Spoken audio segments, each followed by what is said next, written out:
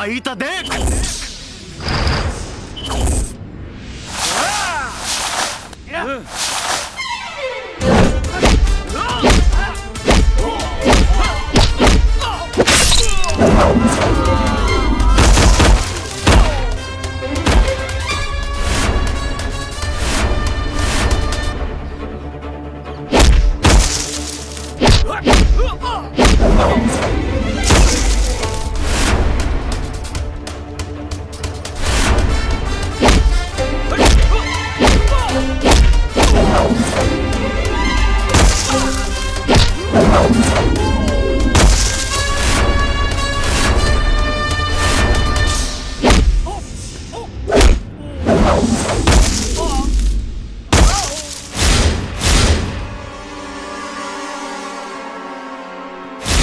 हतराम जी अपना सीता जी से नहीं मिलेगा? अरे ले आओ रे सीता माता को। छोड़ो। पता ना बजरंगी हमरा कुकुर कैसन का कह देलस कि कुकुर हमरा बाबूजी के ही दौड़ा ले। सही बात बा। पूरा गांव के नाक में दम करके धर देले बा। आज इनकर चल के कुछ ना कुछ फैसला हम सबके मिलके करे के पड़ी। सही बोलते रेणु भाई। सही बात है, एके सजा मिले ही के चाहिए। आज एके छोड़ब ना। कहाँ बाड़ू अंजना चाची? कहाँ बाड़ू है बहन जी? बाहर आवो।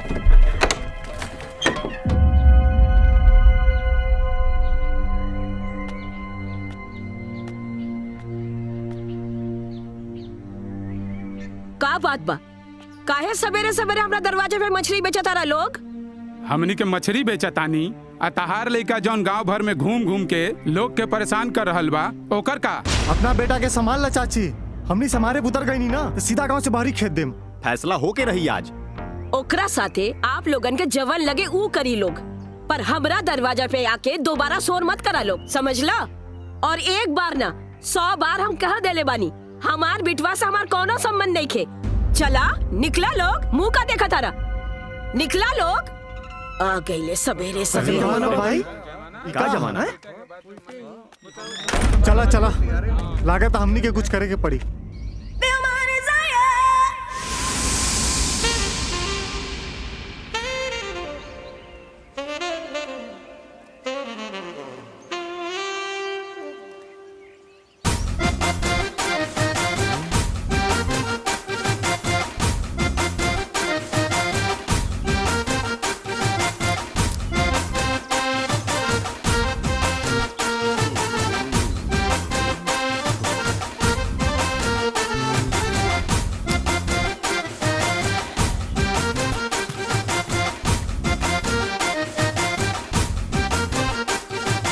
का होता बजरंगी?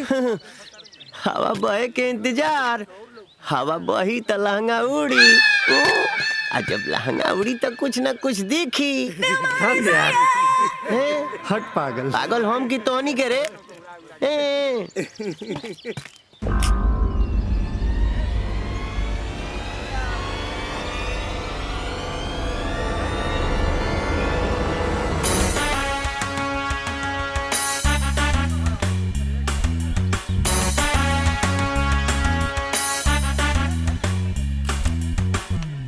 पता ना का सोच के तारा घर वाला नाम कोमल थैले बाड़ा, बस नामक कोमल बाड़ू। एक नंबर गुंडी बाड़ू गुंडी तू। ए ज्यादा बोलबे ना, गर्दन के नस काट दे। भीतर के सांस ना भीतर ही अटकल रह जाए। चल काम कर। ठीक बा। गुंडी हमरा के गुंडी बोल रहा। हाँ ये क्या होता कोमल? आ गई ला हमारे राजा जी। हाँ। ला सेब खा लो। अरे सारा विटामिन तो छिलको में होला, वह तो छिल देलू।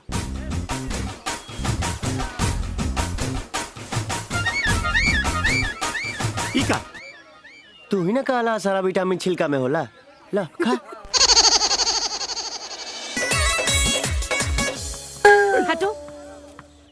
क्या खिला रही हो तुम इनको? ज्यादा लाइन मारने की कोशिश मत करो। का है मुहर लगा के रख ले बाड़ू का? हाँ? हमार प्रसाद खाता ना, चुपचाप खाए दा। तोरा के कहाँ इतना तकलीफ होता? ये हमार चिप्स खाएंगे ना, हमार सेब खाई हैं। हमार चिप्स खाएंगे। हमार चिप्स खाएंगे। पहले आपस में फरियाल जा, नहीं तो हम दोनों के खा ले। हाय मोर राजा। तुम इनको किस काहे किए? ए होके वाला बता के होके वाली जनानी हमरा के जवन चाहत रहल हम ले लेनी, अब तू चाट ले इनका के। हम कोनो मलाई बर्फ ना है कि तू लोग हमके चटबू जा। चाटे वाला और लोग है लाइन में, कबो हेने नजर फेर ला। तोहरा के बतावत बनी। का बोल ले? हाँ का बोल ले? हाँ जाके अपने बहन के चटिया। सुन ले बानी कि आज 20 के हो गए बिया। हाँ ए मैडम, हमार बहन के बारे में तो हर बोले के हिम्मत कैसे भाई? छोड़। चलो चलो चलो राधा, बुझाते हैं दंगा हो। पर बजरंगी कोमल हमारी दोस्त है और दोस्त को मुसीबत में छोड़ के नहीं जाते। जाओ उसको बचाओ। भाई मर्द वाला कपड़ा पहन के खुद के मर्द बुझ रहल बड़ू। आज तुम्हारी मर्दान की पूरे बाजार में दिखाई। जाओ। झगड़ा के लिए बा ऊ ना ऊ देखी हम का करी। अरे यार ई का बात करता रहा, कोमल अपन दोस्त है ना, तोहरा के बचाव के पड़ी। कैसे बचाई? 5-6 को बड़े सो हम वहीं के मारे लोग नेसेसरी। बजरंगी तुम्हारे में बहुत ताकत है, जाओ उसको बचाओ। बजरंगी तू जाने ला, एक बार गांव में सारा आइल रहे, क्या तना भड़कल रहे, तो ओकरा कैसे शांत कैला? ई तो 5-6 लोग बाड़े, इनका तो आराम से मार सकेला तू। और क्या वो लोग सांड से ज्यादा शक्तिशाली थोड़ी ना है। हाँ सही कहा था। का बात करते? अरे जा भैया जाओ। हम मार सकेंगे। अरे हम मार सकेला। जाओ बजरंगी जाओ। ए रुक जा लोग, हमरे दोस्त के छोड़ दो जा। ऐसे सांड जी से मारेला ना वो सही मारो। ए हरे करा के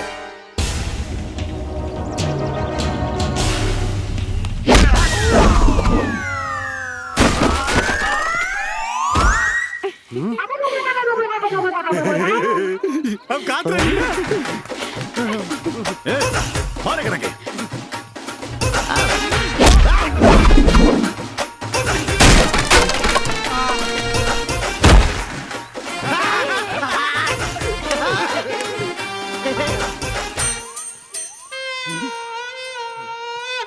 हो गई।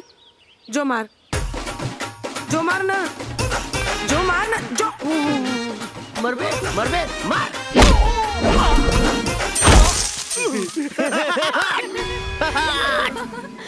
ओए जो ना जो मार जो। अब हम तोड़ी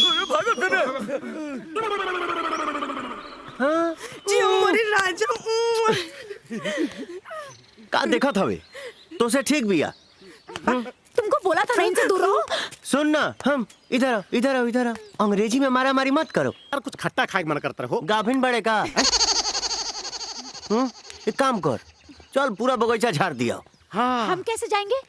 और बगीचे की रखवाली तो कुत्ता करता है, कहीं काट लिया तो 14 इंजेक्शन लगते हैं और वो भी पेट में। पेट के चिंता हमारा ऊपर छोड़ दो, ओके हम संभाल ले। ऐसन बात चला आज झाड़ दिया जाए। अरे चलो अरे चले चल। हाँ चल चल चल।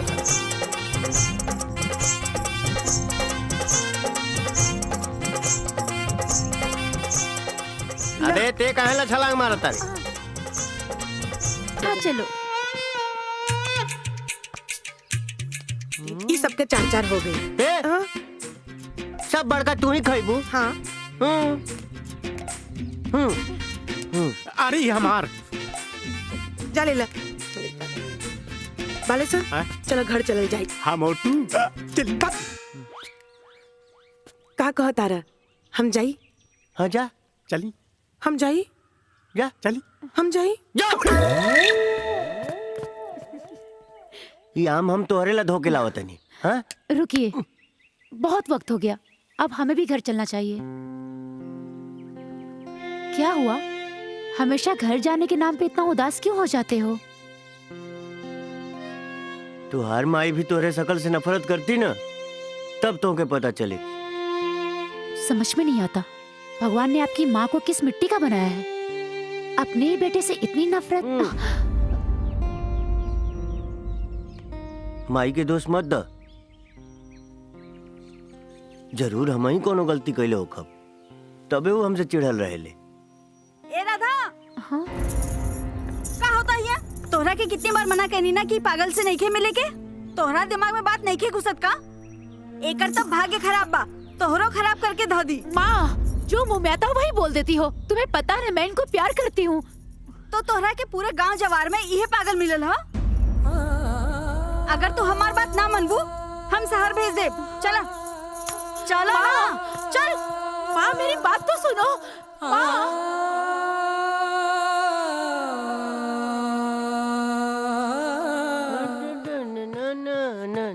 आ गईला गांव वालन के नाक में दम कई के। अरे जा रे कुपातर, तोहार जैसन बहुबन से तो हम निर्बंसी बहुत अच्छा रहती। ऐसे काहे बोलत रे माई? हमसे कौन गलती भइल बा? गलती तो से? अरे गलती तो हमरा से भइल बा जे तहरा जैसन बैल के जन्म दिहली। माई हमके भूख लागल बा। रसोई में खाना बना के रख दे ले बानी, जा थरिया भर के ठूस ला।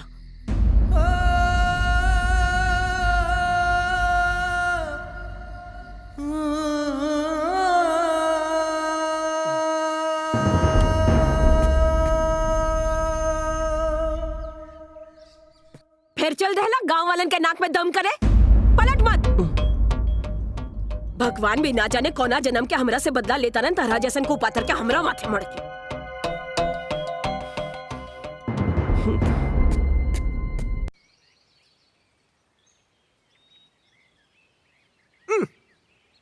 कहाँ रह गए रहला मर्दवा? आई मुँह काहे लटकल बा? बुझाता कि अजमाई कुछ ज्यादा ही डोज दे देले बाड़ी। ऐसन बात नहीं खे यार। भले माई हमार हमके डांटेले, लेकिन हमके पता बा भीतरे भीतर हमके प्यार भी बहुत करेले। हाँ। हाउ देखा पंडित जी, चल अब हम कॉल जाए। हाँ चल चलिए। हे पंडित सुन मर्दे। हे पंडित जी। हाँ हमार हथवा बहुत जोर से खजुआ था, तनी देख के बताओ तो का होके वाला बा।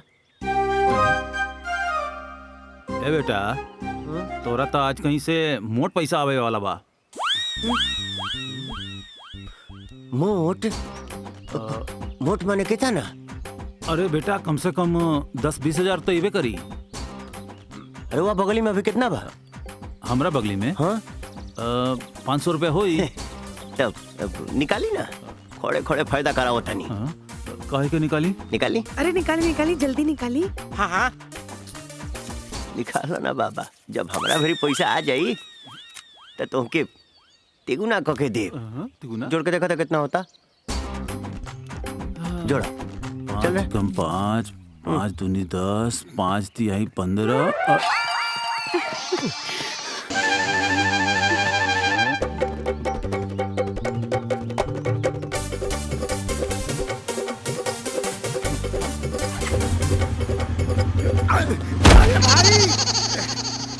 अरे हमार मोटरसाइकिल लिया, हमार मोटरसाइकिल लिया। हम का ऊ लेके गइल बा।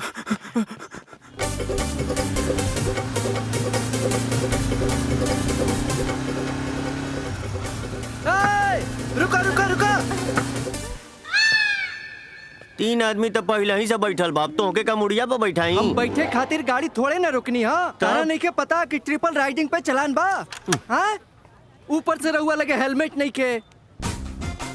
चला लाइसेंस निकाला चला। लाइसेंस तो नहीं के। लाइसेंस नहीं के ना। एगो काम कर, गाड़ी के कागज निकाला। वो नहीं के। वो नहीं के ना। काल हमरा बाबूजी के पीछे कुकुर काहे दौड़ले रहला? ये बात अपना कुकुरे से पूछ लेता, यहाँ आवे की जरूरत ना पड़ी। कारे बजरंगिया, तू हम सारा गांव वालन के चैन से ना जिए देवे के कोनो क्रिया उरिया खइले बाड़े कारे? एकरा के तो रावण कहे में भी रावण की अपमान बा। घर में महतारी बीमार बिया औरी अपन आवारा गर्दी करता। का हमारा माई के तबीयत खराब बा?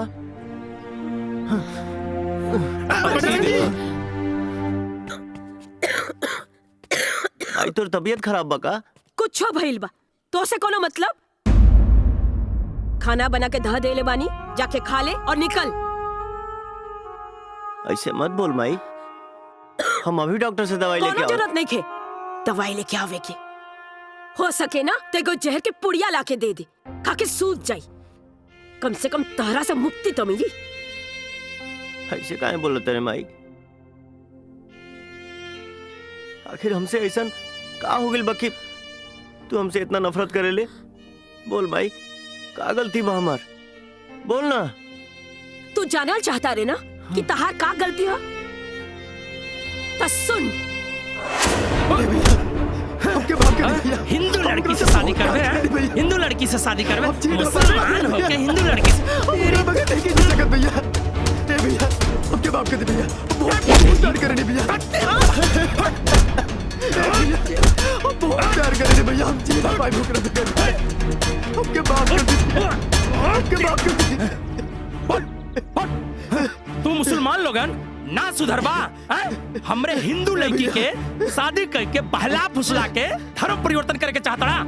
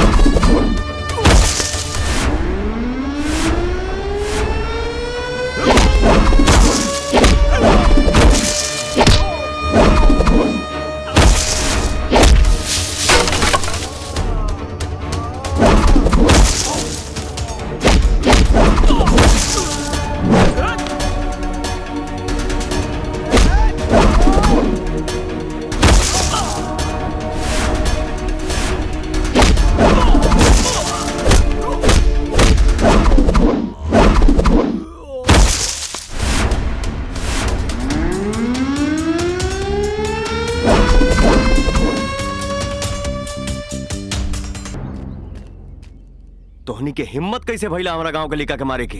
तू बीच में मत पड़ा पवन भैया। तोरे गांव के मुस्लिम लड़का हमरे गांव के हिंदू लड़की के बहला फुसला के शादी करके धर्म परिवर्तन करे के चाहता, और तू मर्दे कैसे हिंदू बड़ा हो कि मुस्लिम के सपोर्ट करता? हाँ, हमके पता बाकी मुसलमान है और तू लोग यही सब में लगल रह जा। रहल बात धर्म परिवर्तन के, तो लड़की से पूछला जा कि वो का चाहतिया। बुलाओ ओके। ई हमरा से जबरदस्ती धर्म परिवर्तन नहीं के करे के चाहत, और हम इनकरा से प्यार करीले। हम अपना मर्जी से इनकरा से शादी करे के चाहता नहीं, और हम बालिग बानी।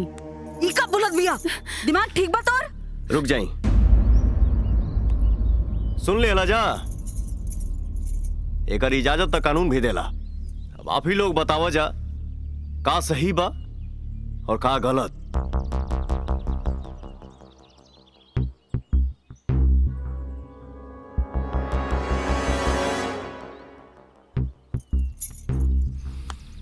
देखा, हम तोहनी के साथे बानी। अगर तू लोग के ठीक लागता तो तू लोग एक हो जा, और अगर तू लोग अपने माँ बाप के रजामंदी से उनका आशीर्वाद लेके करब तो केहू के कोनो तकलीफ ना हुई।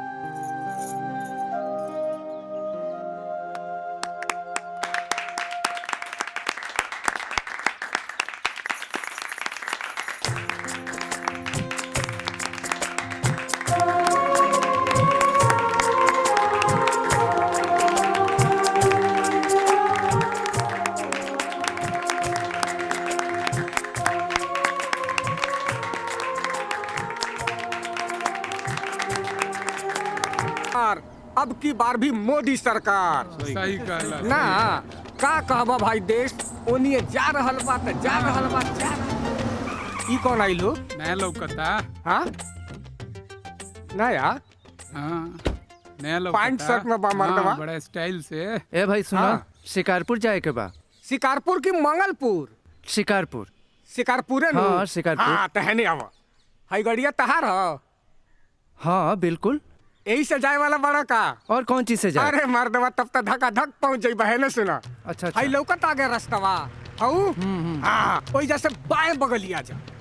हाँ बाएं बगलिया के 2 किलोमीटर चलबा त नौतनवा गाँव आ जाई। उ त तारा पते बा हाँ ना। नौतनवा गाँव से जैसे आगे बढ़बा तब पानी पटाए वाला पंपी सेटवा मिली। फुक फुक फुक फुक पनिया फेंकेला हाँ ना। उ त तू जानते बड़ा। हाँ वही जैसे आगे बढ़बा तब बड़का खरियान आई। उ त तारा पते बा।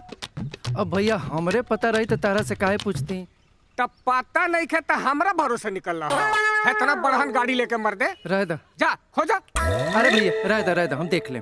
हम देख ले। ढूंढा ढूंढा एहसान करबा का? ए जब फसल बा पूरा खेला हमार एहसान करी है। बताओ भाई भलाई के जमाना बा। नहीं भाई हम नहीं पता तो- बतावा तनी ई मालिक ना बुझाता ड्राइवर। साइड में लेना थोड़ा ए ऊपर। मैडम नया कुछ हो रहल बा का? कहीं तो पूजा करा दी। ए मैडम काची की दुकान खुलल बा? ये दुकान नहीं बैंक है। अरे कौन बैंक मैडम? ये दे दनादन बैंक 3 महीने में आपका पैसा डबल कर देगा। डबल? वो भी 3 महीना में? क्या बात है? तो ई ली हमारे 1000 के नोट आज जमा कर। होइली 500। मैडम हमरे पास 200 है, जमा हो जाए ना? ए मैडम हमरो पैसा जमा हो जाई। सबका पैसा जमा हो जाएगा लेकिन आज नहीं कल। आप लोग कल आइए 10 बजे। अच्छा ठीक बा। ए चला लोग बिहान 10 बजे आवल जाई हमनी के। आओ तनी मैडम जाई। चला कल ज्यादा पैसा भाई चला।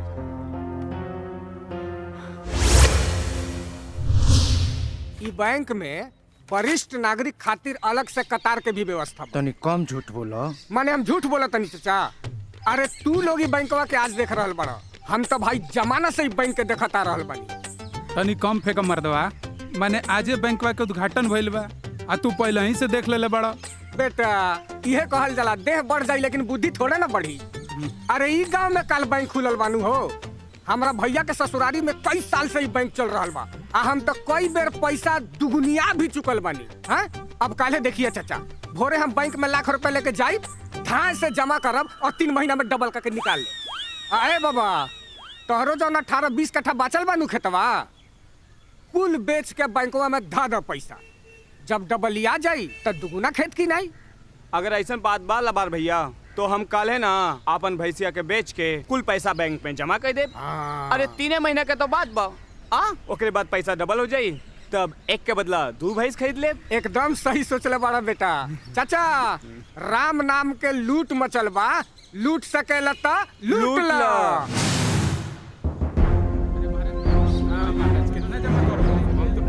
पूरा जमीनिए बेच के ले आई बनी।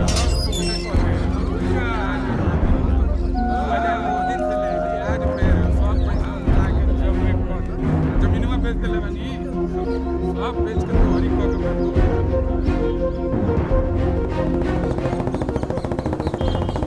ई कहल जाला बैंक। पैसा जमा करो तो मिठाई के डब्बा मिलेला।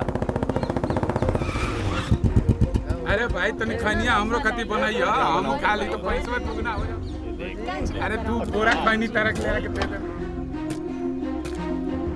नमस्ते भैया। नमस्ते। नमस्ते। कन्हैया यहाँ आवा। जी भैया। ये कैसन भीड़ है? भैया आपके ना पता बा बैंक खुलल बा 3 महीना में पैसा डबल। एह दुनिया में ऐसा कोनो बैंक नहीं है जहाँ 3 महीना में पैसा डबल हो जाए। ये फर्जी बैंक है। तोहनी के एकरा झांसा में पड़े कोनो जरूरत नहीं है। चला निकला जाए यहाँ से। केहू ही बैंक में 1 रुपया जमा ना कराई। मुंह मत देखा जा। निकला जा।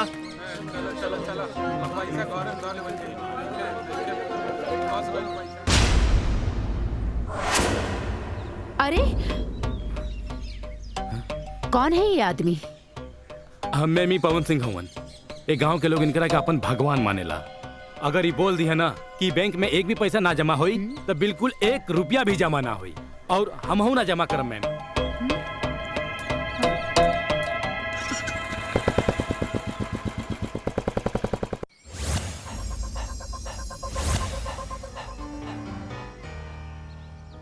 क्या नाम बताया उसका? पवन सिंह। होकर कोनो न कोनो इंतजाम करे ही के पड़ी। हम अपना बिजनेस चलाने के लिए शासन और प्रशासन के साथ हाथ मिलाते हैं, लेकिन लगता है दोनों फेल हो गए। अग्रवाल साहब टेंशन मत लो, सब मैनेज हो जाएगी। ये पवन सिंह ऐसी क्या चीज है जो गांव वाले उसके पीछे हैं? अगर ऐसे चलता रहा तो मुनाफा तो दूर, हम अपनी लागत भी नहीं निकाल पाएंगे। हम कहा था नहीं कि पवन सिंह के मार देता नहीं, सारा किस्सा ही खत्म हो जाए। चुप करा, तू नावे के बाहुबली बड़ा, दिमाग तो तारा लगे चारा होना के नहीं खे। अग्रवाल साहब, पवन सिंह के गांव में बड़ा नाम और प्रतिष्ठा हो, ओकरा के मार देला से गांव में टेंशन के माहौल पैदा हो जाए और हमनी के टेंशन के माहौल में धंधा ना जमा पाई। तो क्या चाहते हैं? एक छोटे से इंसान के लिए हम अपना बोरिया बिस्तर लेके चले जाएं? ना तनी वक्त के इंतजार करे के, जब समय आई तो पवन सिंह नाम के कांटा के भी उखाड़ लाल चाहिए। उखाड़ दो उसे, नहीं तो तुम तीनों को उखाड़ दूंगा।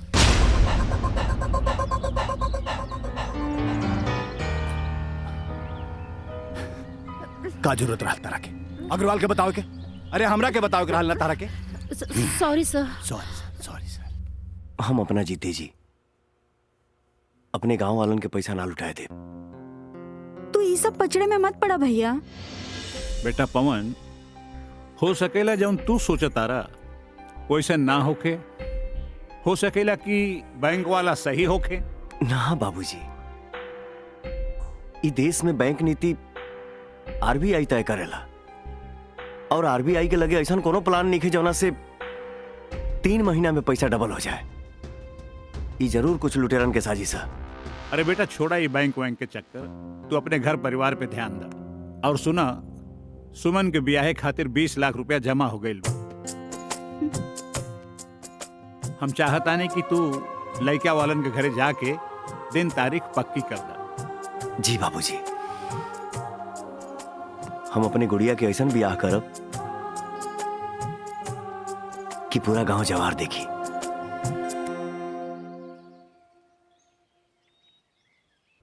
प्रणाम। अरे वकील साहब, आई बैठी। अचानक? अरे यार लली एगो क्लाइंट किया समय मिलल तो हम सोचली कि जात बेटी दामाद से मिलत चली। अरे तो बहुत अच्छा करी रहुआ ही घर है। अरे बिटिया। जी बाबूजी। अरे समधी जी खातिर चाय पाने लिया। अरे वो सब तो हो जाई, पहले ही बतावा कि दामाद जी इतना जल्दी में कहाँ जात रहलन? वो कहा कि बिटिया के ससुराल गए बड़े, ब्याह के दिन तारीख पक्का करे खातिर। अच्छा। एक बात बताई, राउर वकालत कैसन चलत बा? अरे भगवान का शुक्र, बहुत बढ़िया चलत। आज ले हम कोनो केस हल्ली ना। रुकी मदद करी पवन बाबू, ना तो हमनी बर्बाद हो जाई। का भइल? अरे पिंकिया के आँख के ऑपरेशन खातिर हम 10,000 पेट काट के जमा कैले रहनी। रउआ के मना कैले के बावजूद भी पिंकिया के बाबूजी वो पैसा ले जाके बैंक में जमा कर देले। पवन बाबू, हमरा के कैसे भी वो पैसा दिया द। तू बैंक पहुंचा, हम आवत नहीं। बहुत मेहरबानी। तोहनी से कितना बार कहनी कि सब के सब फ्रॉड हमेशा। भाग चलोगे यहाँ से। ये लूट मार के दुकान जवन खोल के बैठल बाड़ू जा, ये चुपचाप बंद कर दा, नहीं तो कहीं अगर हम बंद करावे पे उतर गई नी तो सबके बोलती बंद कर दे। देखिए पवन जी, आप जैसा सोच रहे वैसा कुछ भी नहीं है। ये सचमुच ईमानदार बैंक है। ईमानदारी बा की बेईमानी एकर तो पता हम लगाइए ले। अभी काम के बात सुना, इनकर मरा तोहरा बैंक में कल 10,000 रुपया जमा कर गई बड़े, वो पैसा इनके वापस चाहिए। पर ये तो 3 महीने बाद सीधा 20,000 हो जाएंगे। इनके 20 ना 10 चाहिए, वो भी अभी के अभी। आप तो बुरा मान गए, बस मैं अभी दे रही हूँ। स्लिप दीजिए आप। इनके 10,000 दो।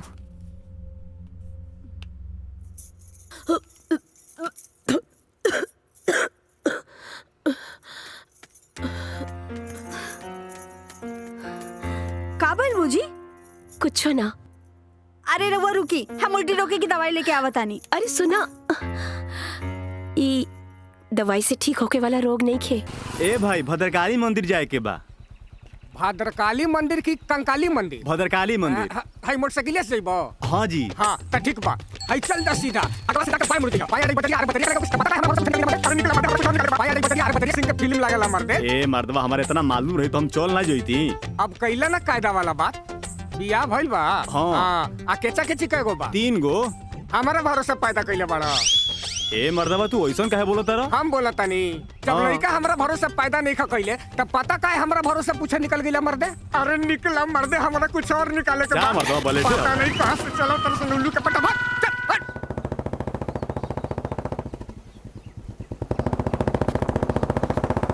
ए रुक रुक। सुना इतना जल्दी में कहाँ? भैया हम बैंक जाते नहीं। हम कहा बताई कि तोहरा वजह से हम कितना पिछुआ गए नहीं। पिछुआ गईली?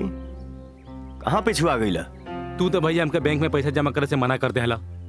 हम तो मान गए नहीं, लेकिन गांव के बहुत सारा लोग जाके चोरी छुपे पैसा जमा कर देहले। उस सबके पैसा सीधे 3 महीना में डबल होके मिल गई। ई कैसे हो सकेला? हो सकेला ना भैया, ई हो गई बा।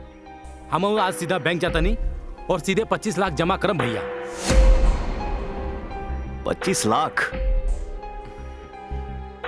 तब तोहरा हैसियत से बहुत ज्यादा रकम बा। कहां से लेबा इतना पैसा? भैया तोहरा का मालूम नहीं खे, हम अपन खेत बाड़ी माल मवेशी सब कुछ बेच देले बानी। जब हमरो पैसा 3 महीना में डबलिया के मिल जाए ना तो हम सीधे दुगुना किन लेम भैया। प्रणाम भैया।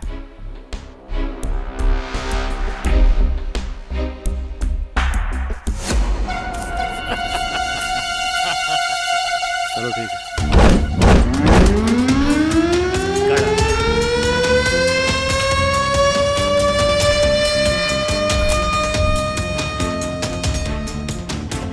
ए, चल बंद कर, बंद कर। गरीब के लूटे वाला दुकान। ए पवन, इज्जत से नाम ले।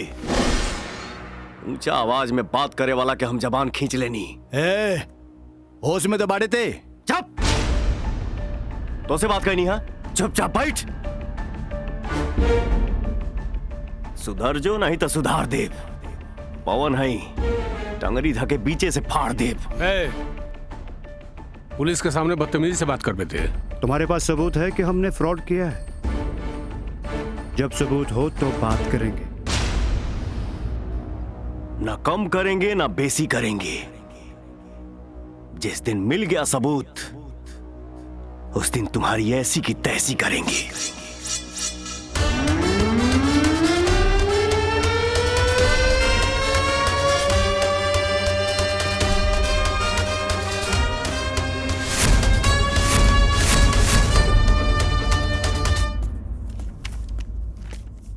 एगो जरूरी काम से हम पटना जाता नहीं बाबूजी।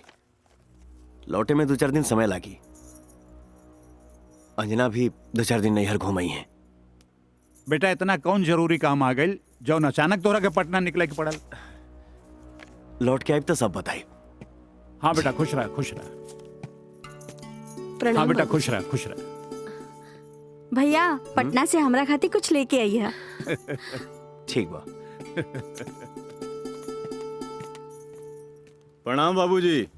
अरे नरेश बाबू, आई आई आई। अचानक बैठी बैठी। सुनाई ले मिठाई खाई।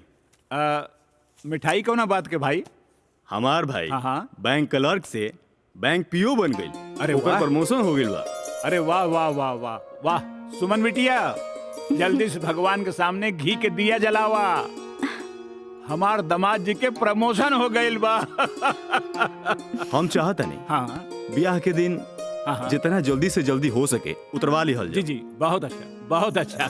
लेकिन दहेज 20 ना 40 लगी।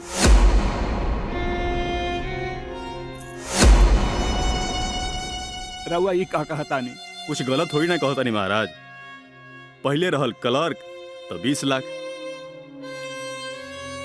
अब हो गई पीओ तो 40 लाख। अब 40 लाख से भला कम का ली? जौन फैसला हुई सोच समझ के बता दी ताकि हम दूसरा जगह बात ना चलाएं। ठीक बा? प्रणाम प्रणाम प्रणाम। अभी 40 लाख कहाँ से आई?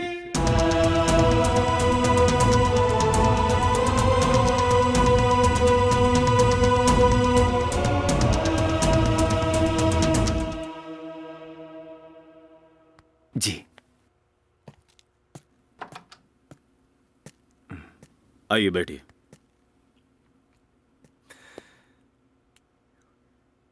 सर, हमारे गांव में एक बैंक खुला है जो 3 महीना में पैसा डबल करके दे रहे हैं। अच्छा। उसके बारे में हमको जानकारी चाहिए। ऐसा कोई बैंक तो है नहीं कि 3 महीने में पैसे डबल हो जाए आपके। वो कोई फ्रॉड लोग होंगे। बाहर से आप फाइल ले लीजिएगा। ओके सर, थैंक यू। सर, मेरा फाइल। ये रही आपकी फाइल। Thank you. वेलकम।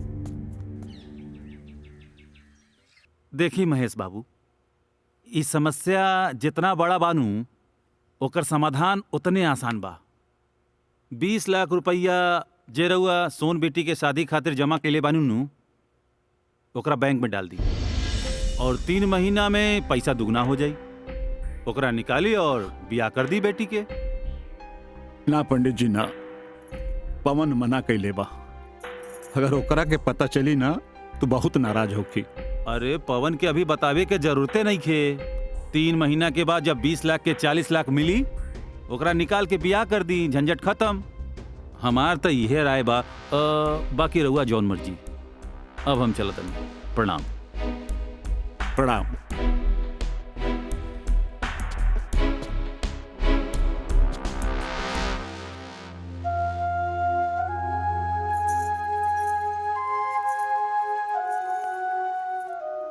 बाबूजी, पंडित जी बात ठीक है कहा तानी। गांव के सब लोग पैसा डबल कर रहल बा, तो हमने काहे नहीं कर सकेनी। अब फिर बात सिर्फ 3 महीना के बा। जैसे पैसा डबल हो जाई, भैया के बता दिहल जाई। ना बेटी ना, पवन बहुत मेहनत करके तोरा शादी खातिर पैसा जमा कैले बा। अगर कुछ हो गइल ना तो हमनी के कहीं के ना रहब। पर हमार शादी मनोज से ना भइल ना, तो हम ना रहब।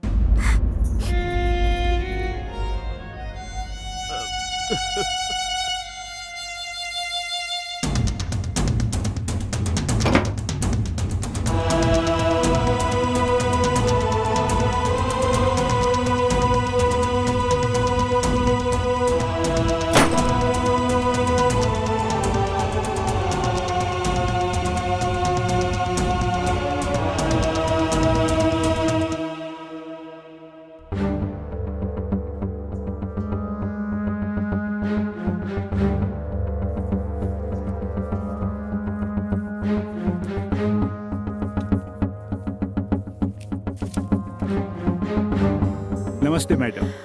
नमस्ते मैडम, अब 20 लाख रुपया हमारा के जमा करे के बा। 20 लाख के 40 मिल जाए नु? हाँ हाँ बिल्कुल हो जाएगा, आप जमा करा दीजिए। जी, वो कहा कि मैडम हमार बेटा बहुत मेहनत से रुपया कमैले बा। अब हमारा बेटी के दहेज देवे के बा।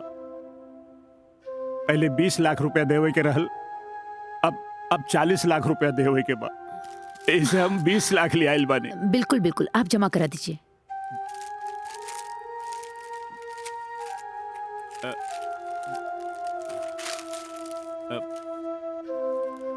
40 लाख मिल जाए नु? हाँ हाँ बिल्कुल अब- बिल्कुल। पक्का ना? हाँ बिल्कुल मिल जाएगा। लीजिए, आपका नाम? जी, सुरेंद्र सिंह। सुरेंद्र सिंह। एक रिसिप्ट दीजिए। लीजिए। मैडम 40 लाख मिल जाए नु? अरे आप जाइए, मिल जाएगा। और भी लोग लाइन में हैं। जी जी जाइए जी जी। जाइए जाइए। भाई हमारे हाँ। 4000 जमा कर दी। बाबू, हाँ अपन बिहावा तक टाइम से कर ले रहल हैं? आहै केस पूरा पाक गईल, एक्सपायरी में पहुंचा के हमार बिहावा करबा। इनकरा से कर लेना भैया। अच्छा सुना। हाँ ये बुलावट।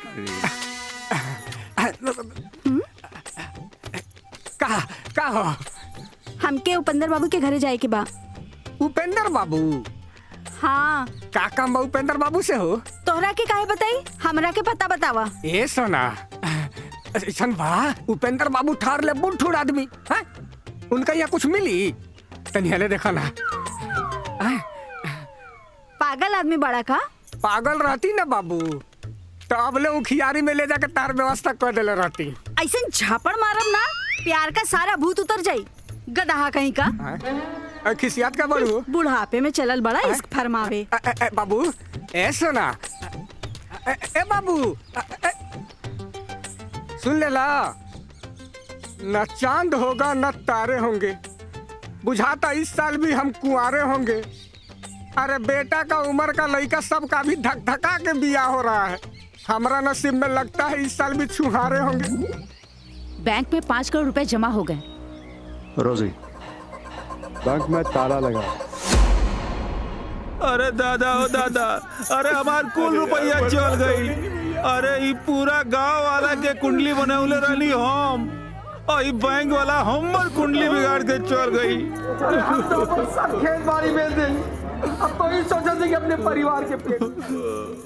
दादा दादा, हमारा क्या पता रहा है कि 1 नंबर का 420 निकल गया।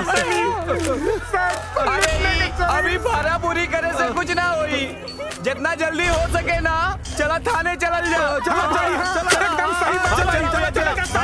अरे सब चला जल्दी चला। हाँ चलो जल्दी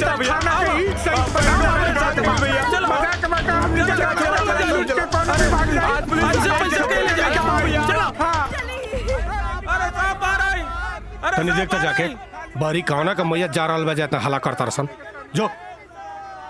अरे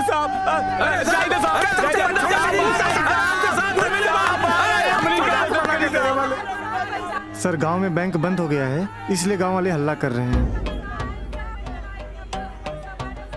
अरे साहब बाहर आइए साहब। अरे साहब बाहर आइए साहब, बाहर आइए साहब, बाहर आइए साहब, बाहर आइए साहब। सुनी ना साहब, चुप। कोनो मर गइल बा, का जे इतना भाई भाई करता लगे। अरे दरोगा जी, रउआ के तो मालूमे होई कि ई गांव में एगो बैंक खुलल रहे, और वो बैंक हम सारा गांव वालन के चूना लगा के चल गई। हाँ तो वो काम करे लगिन, तो उन्हीं के सब जाने मिल के वो चुनुआ खा ला लगिन। अरे सुनले बानी चूना खइला से कैल्शियम बढ़ेला। अरे साहब हम गरीब गाँव वाले से मजाक ना करी साहब, कुछ करी साहब, नहीं तो हमनी बर्बाद हो जाई साहब, बर्बाद हो जाई। तो जब तोहनी के आबाद भई रहला जा, तब हम याद आए रहनी का नानू, जकरा जकरा पैसा दुबरिया के मिलल रहे वो सब जाने तो आसमान में उड़त रहला जा। साहब आप पुलिस वाला है, हमने के मदद कर रहा और फौज बा साहब।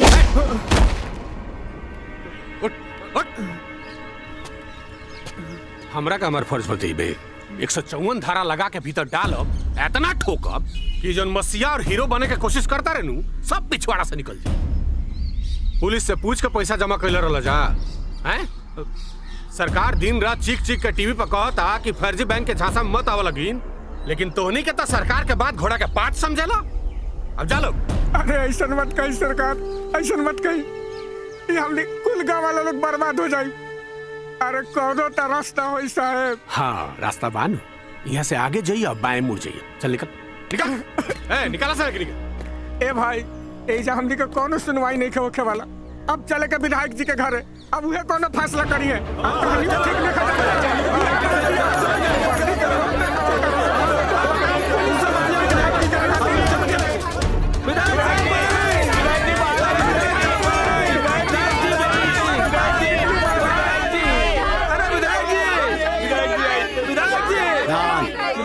शांत हो जा लोग। कहाँ बात बा लोग? विपक्षी पार्टी के रैली निकलने बड़ा का हैं? अरे नाना विधायक जी, अरे रउआ से मदद मांगे आयल बानी। अरे कैसे मदद चाहिए बोला? गांव में बैंक खुलल, कुल गांव वालन के पैसा लेके भाग गइल, अब पुलिस कंप्लेन लिखे खातिर तैयार है नहीं के। रउरा कुछ करी जौना से हमनी के पैसा निकल सके। बस यह समस्या हो तुम लोगन के, पहले तो खुद गलती करवा लोग, फिर ओकरा बाद में कोनो 19-20 हो गई तो लग जाइबा सरकार के पीछे। अरे सरकार के और कोनो काम हो कि ना? हाँ? अरे हमके देश के विकास करे के हो। देखा जौन कुछ भाई लोकरा के भूल जा। चला लोगन निकला, चला निकला, चला भैया। लागत है दुनिया में हम गरीबन के क्यों मदद ना करी। हाँ? अभी लड़ाई ना हमने खुद ही लड़ जाई। हाँ सही कहा तेरा। हमने जाता नहीं विधायक जी, लेकिन एक बात याद रखब, कितना चिड़ै उड़ी है आकाशा, फिर करी है धरती की आशा। ए धमकी देता रे तोरा औकात हमरा के पता हो। एगो पाउच और 1 नंबरी। अरे और हम हई 10 नंबर ही चुनाव तो हम बाएं हाथ से जीत ले। चला लोगन निकला, चला ना तो लगा जूती आवे। चला निकला।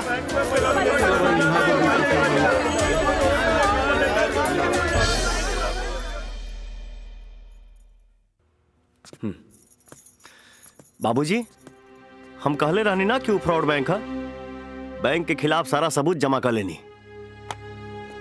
अभी गांव से वो बैंक के उखाड़ फेंकल जरूरी बा। बाबूजी, बाबूजी, हे बाबूजी, हे हे हे बाबूजी, बाबूजी, हे बाबूजी,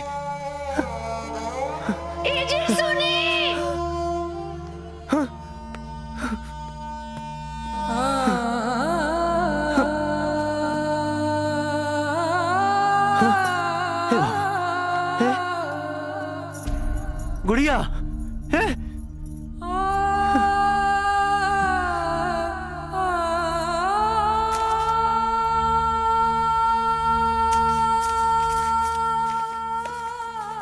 भैया हमके माफ कर दिया। हम मजबूर रहनी। मनोज के घर वाले 20 लाख की जगह 40 लाख मांगत रहले। यही से हम तोहरा मना कैला के बावजूद भी सारा पैसा बाबूजी से कह के बैंक में जमा करवा देनी। हमके ना पता रहे कि बैंक वाला भाग जाइए सन। हम तो के कैसे मुंह दिखाती। तो हर बहन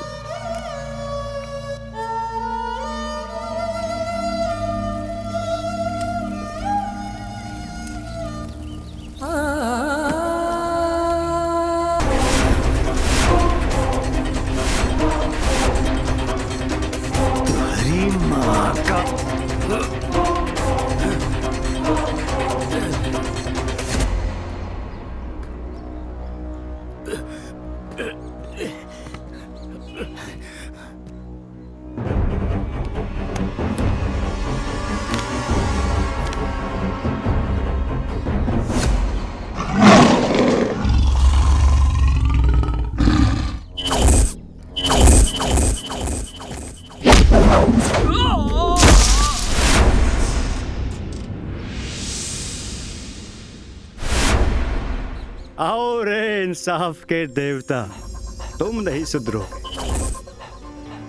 अब आए हो तो वापस कैसे जाओगे? कुत्तन के भोकला से शेर अपन रास्ता ना बदलेला। हे, आज शेर के गले में कुत्ता के पट्टा डाल के कुत्ता बनाइब सन। औकात से बढ़ के बात मत कर।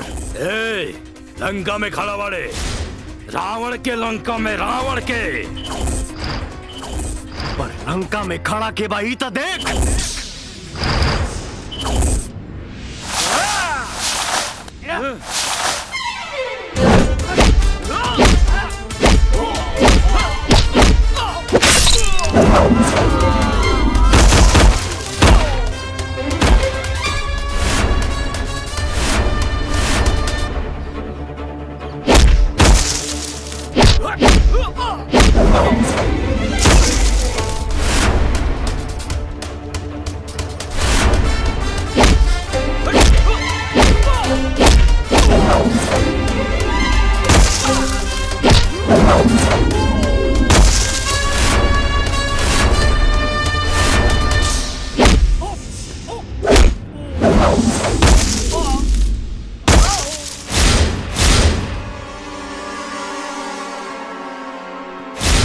हतराम जी अपना सीता जी से नहीं मिलेगा?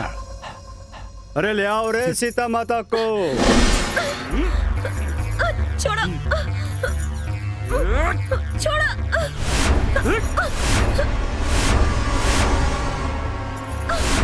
चल हीरो, सबूत निकाल चल। औरत के ढाल बना के कुत्ता लड़ेला। अच्छा हो गया ना? चल निकाल फाइल, निकाल फाइल। ते मरबे, कुत्ता के मौत मरबे। ये कुत्ता के मौत मरी हम बताओ था नहीं।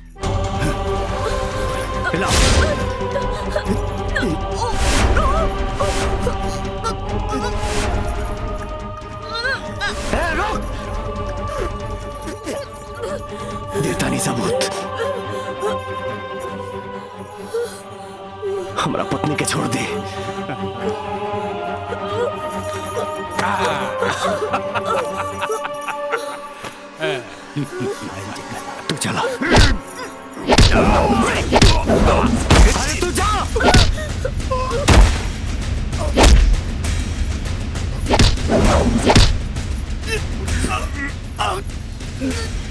अरे तू जा,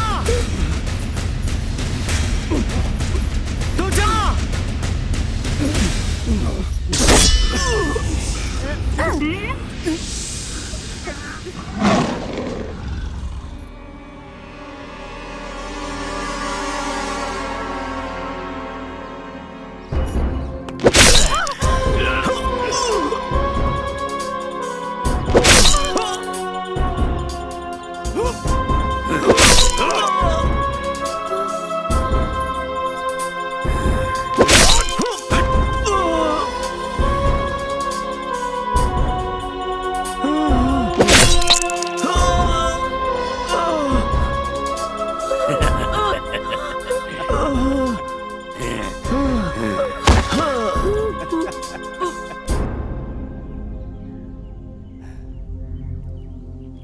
अपने शिप में डलवा कर इसे अरब सागर में फेंकवा दो।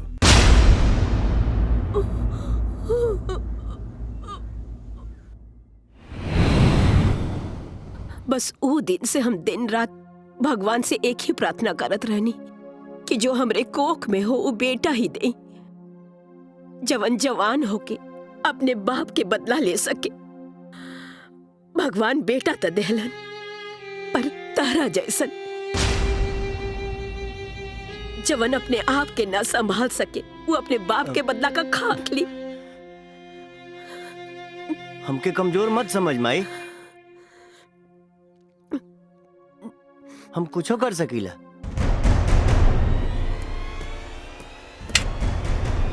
ये हवे तारा बाप के कातिल, का तू इनकरा के मार सकेला?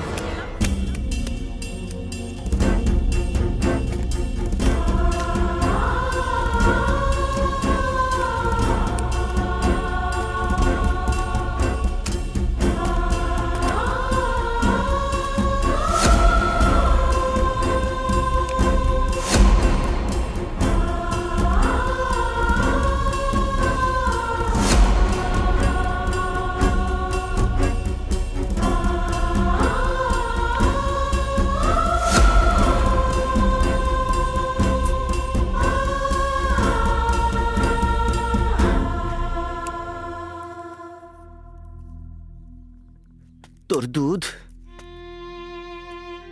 और अपने बाप के सौगंध, अगर ये चारों के नाम मरनी ना तो जीवन में तो के कबो अपन शकल ना दिखाई।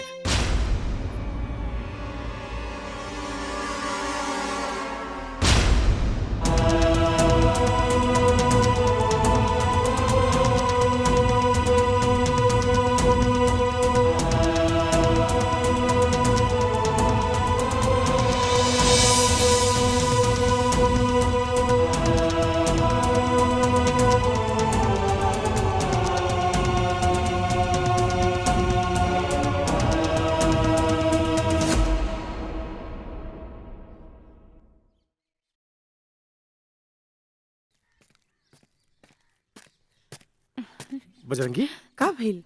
पता बजरंगी बजरंगी बजरंगी अरे बजरंगी बजरंगी अरे बजरंगी, इतने गुस्से में कहाँ जा रहे हो? अपना बाप के हत्यारा से बदला ले बे। बाप के हत्यारा? के हा तोहार बाप के हत्यारा? ई चारों। तारा के पता बा ये लोग के हवे? कितना पावरफुल लोग हवे? तू कैसे मर बा इन लोगन के? कैसे मारा भी तो पता नहीं खे, लेकिन ये जरूर पता बा कि हम एकनी के मारब, भले हमर जान काहे ना चल जाए।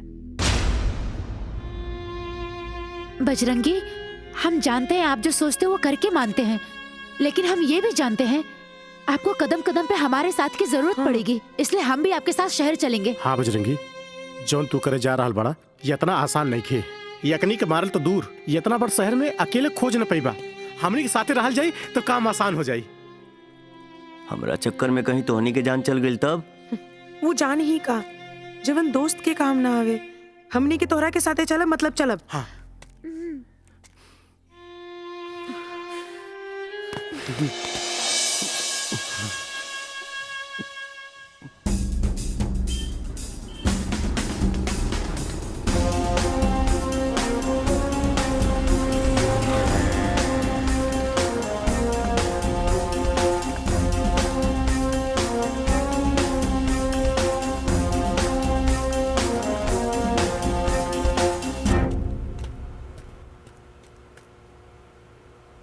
चलो बजरंगी, तुम्हें लेंस दिलाते हैं। बिना चश्मे के तुम्हें सब साफ साफ दिखाई देगा। सचो? और ना तका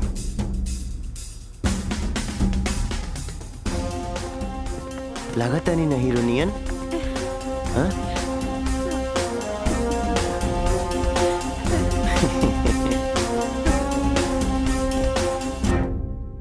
शहर में हमनी के पहुंच गई नहीं जा। अब तो एगो धमाका होके के चाहिए। ये पागल, फालतू में बेगुनाह लोग मारल जाई। राधा समझावा ना इनका के। बजरंगी, प्लानिंग है प्लानिंग। अच्छा ठीक बा, आप समझ गए ना? अब तू मत समझाओ।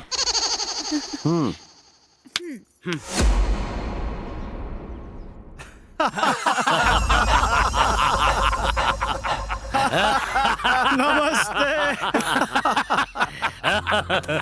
बैठो बैठो बैठो। कमाल का जोक है डीएसपी। जरा फिर से पढ़ो।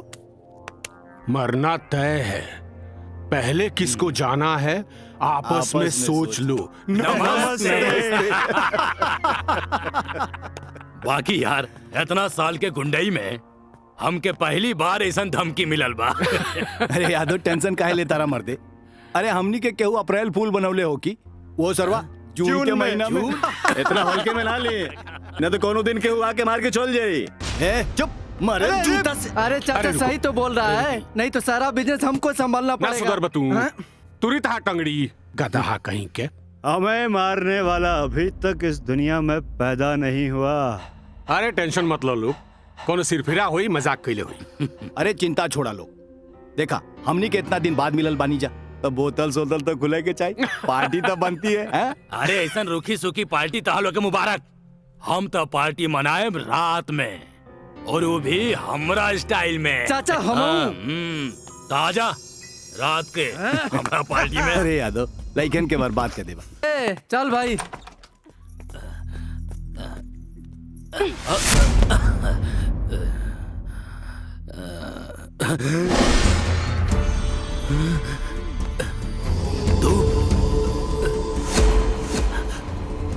पवन पवन ना, पवन पुत्र बजरंगी।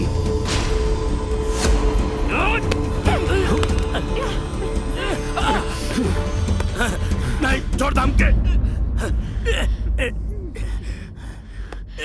हमरा बाबूजी के तेही मरले बड़े ना। अरे बतियावे में टाइम वेस्ट मत करे बजरंगी, मारा इनका के। मारो बजरंगी, ये वही आदमी है जिसने तुमसे तुम्हारे पिताजी को छीन लिया। अरे देखत का बड़ा मर्द, मारा एकरा के। मारो बजरंगी।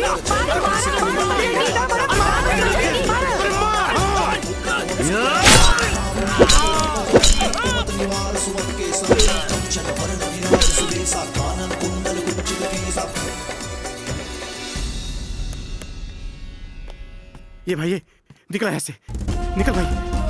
हाँ हाँ चल चल।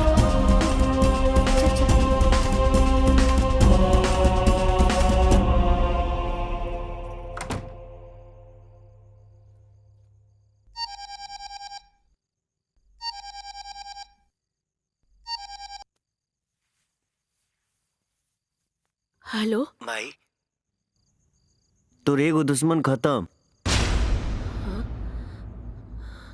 ते कहत रहलिस ना हम कुछ नहीं कर सकत।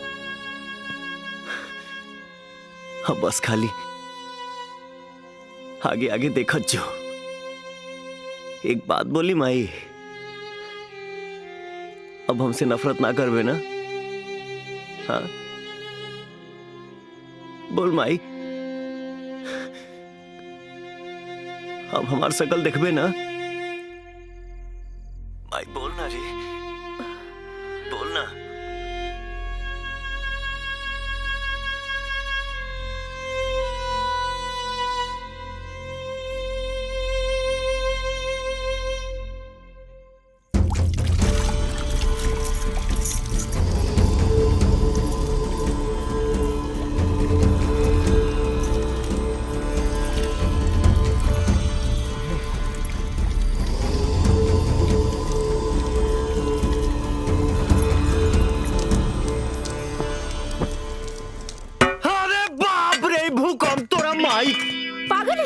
इतनी जोर से कोई मारता है?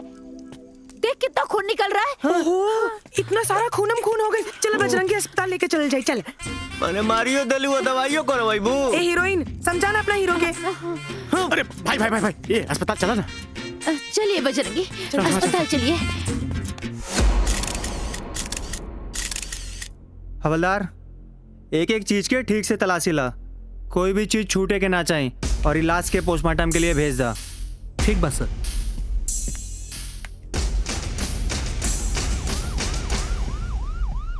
सर, हाँ, एगो चश्मदीद गवाह मिल गइल बा।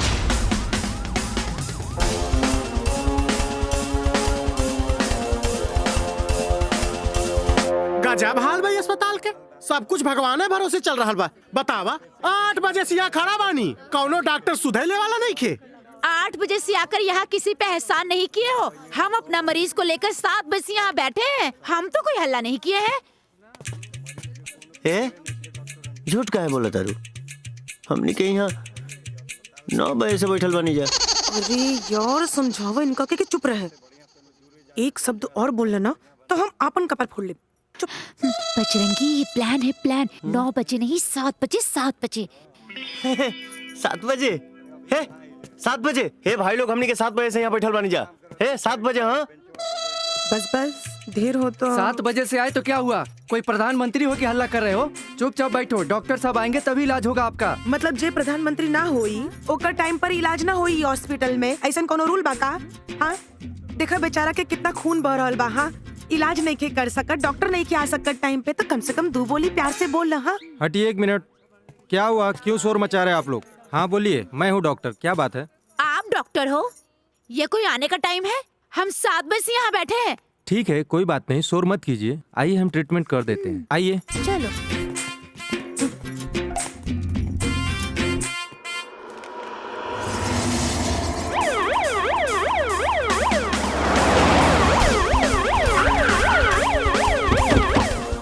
पकड़ो इसे। अरे कहाँ लेके जा रहे हो इन्हें? अरे का कहले बाड़े?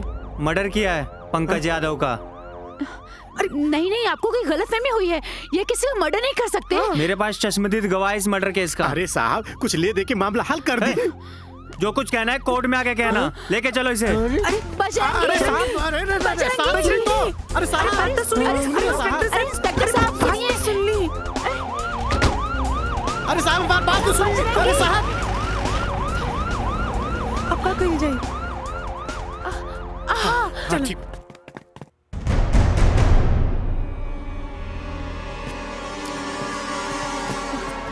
नाना जी, बजरंगी को पुलिस पकड़ के ले गई। अब का हुई? नाना जी, कुछ ना कुछ करे के पड़ी। करे के कबा जौन रायता तू लोग पहले ले बड़ा वही समेटे के पड़ी।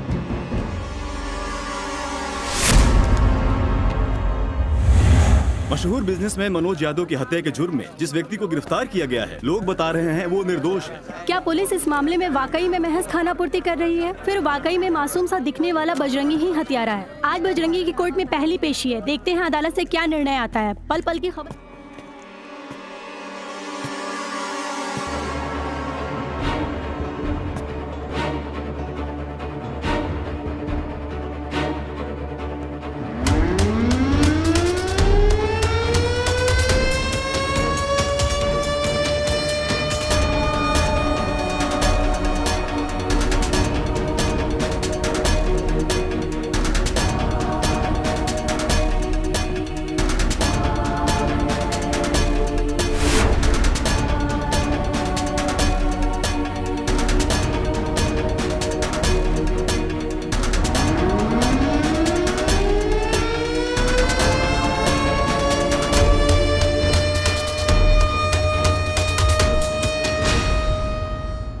अदालत की कार्यवाही शुरू की जाए। मिलॉर्ड, कटघरे में खड़ा ये मासूम सा दिखने वाला शख्स इतना दरिंदा है मिलॉर्ड, इसने मरहूम पंकज यादव पर 1 बार नहीं 2 बार नहीं पूरे 10 बार चाकू से वार किया है। और इस जघन्य अपराध को करते वक्त ना ही इसके हाथ कांपे हैं और ना ही इसका जमीर। ऐसे हत्यारे को इस समाज में जिंदा छोड़ देना खतरनाक ही नहीं बल्कि ये एक प्रकार का जुर्म है और मैं इसके जुर्म को साबित करने के लिए इस घटना के चश्मदीद गवाह और मरहूम पंकज यादव के बुजुर्ग नौकर हरिया को इस अदालत में बुलाने की इजाजत चाहता हूं। इजाजत है। हरिया हाजिर हो।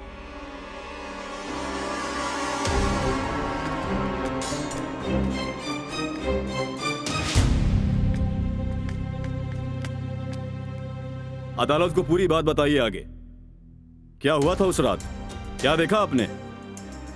जज साहब, अंदर जब प्रोग्राम चल रहा था तब मैं वहां से बाहर निकला।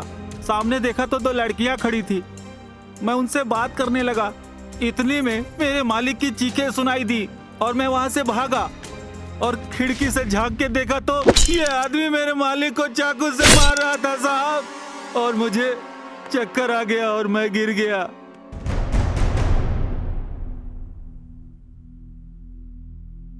That's all, my lord.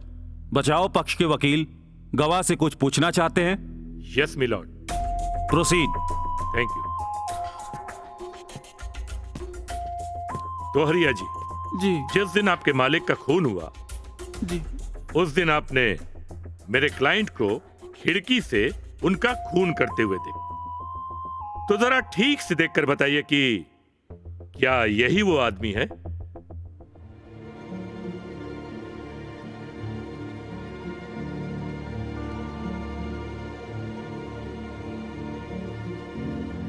एक मिनट, आप चश्मा लगाते हैं? जी। बिना चश्मे के आपको ठीक ठीक नहीं दिखाई देता? नहीं, थोड़ा धुंधला दिखता है। Point to be noted my lord. चश्मे के बिना इनको थोड़ा थोड़ा धुंधला दिखता है। अच्छा ये बताइए कि जिस वक्त कत्ल होते हुए देखा आपने, उस वक्त आपने चश्मा लगाया हुआ था या नहीं? जी नहीं, चश्मा हॉल में रह गया था। यह भी पॉइंट नोट किया जाए। तो आप विश्वास के साथ कह सकते हैं कि यही वो आदमी है? लगता तो यही है। लगता है मिलॉर्ड, इनको लगता है, इनको विश्वास नहीं है ये पूरा कि ये वही आदमी है। That's point. ठीक है, अब आप जा सकते हैं। मिलॉर्ड, पुलिस के मुताबिक और हरिया की गवाही के अनुसार पंकज यादव का कत्ल रात को 9 बजे के आसपास हुआ और उस समय मेरा क्लाइंट पवन यादव की कोठी के आसपास तो क्या, उससे बहुत दूर था। और यह बात साबित करने के लिए मैं प्राथमिक स्वास्थ्य केंद्र के डॉक्टर मिश्रा को बुलाने की इजाजत चाहता हूं। इजाजत है। Thank you milord. डॉक्टर हाजिर हो।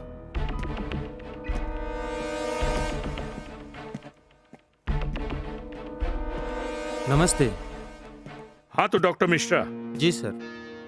आप इस व्यक्ति को पहचानते हैं? जी देखा है, बिल्कुल देखा है। परसों 7 बजे के आसपास ये हमारे हॉस्पिटल आए थे। इनके सर पर चोट लगी हुई थी और ये लोग काफ़ी शोरगुल कर रहे थे। मुझे थोड़ा सा लेट हुआ, तकरीबन 10 बजे के आसपास मैं आया और इनकी मरहम पट्टी किया, फिर ये दोस्तों के साथ चले गए। धन्यवाद, अब आप जा सकते हैं। जी थैंक यू सर। मिलॉर्ड, अब मैं अस्पताल के चपरासी ब्रजभूषण को अदालत में बुलाने की इजाजत चाहता हूं। इजाजत है। Thank you. कंपाउंडर हाजिर हो। प्रणाम सर। हाँ तो ब्रजभूषण जी, डॉक्टर साहब ने अभी जो कुछ कहा वो सच है? जी सर, सच है। आप इनको पहचान रहे हैं? जी पहचानते हैं सर। कैसे? परसों शाम को आए थे, बहुत हल्ला गुल्ला किए थे। अच्छा? और शोर मचाए थे। डॉक्टर साहब ने पट्टी किया और ये चले गए। वकील साहब, आप कुछ पूछना चाहते हैं? No question my lord. Thank you, आप जा सकते हैं। Milord, that's all. रुक जाइए जज साहब, ये सच ना। अदालत में खड़ा होके कबो झूठ ना बोलेगे चाहिए। यही से हम सब सच सच बतावे के चाहते नहीं। हमनी के हॉस्पिटल में 7 बजे ना 7:02 पे पहुंचल रहनी जा। अब जवन रुआ कहे के बकाही। गवाहों के बयान से यह साबित होता है कि बजरंगी बेकसूर है, लिहाजा बजरंगी को इस केस से बाइज्जत बरी किया जाता है। द कोर्ट इज एडजॉर्न्ड।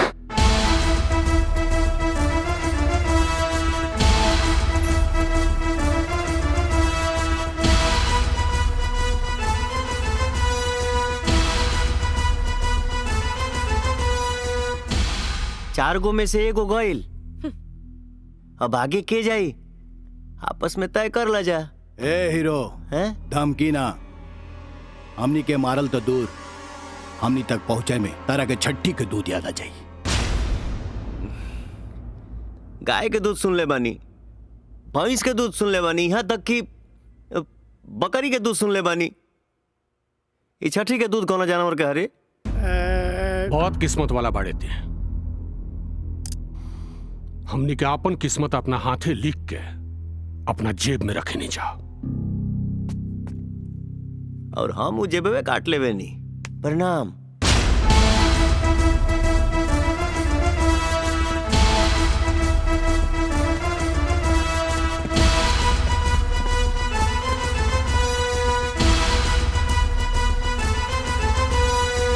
क्या लगा था बाबू के जाई पहले, ताऊ जी के हमार बाबूजी?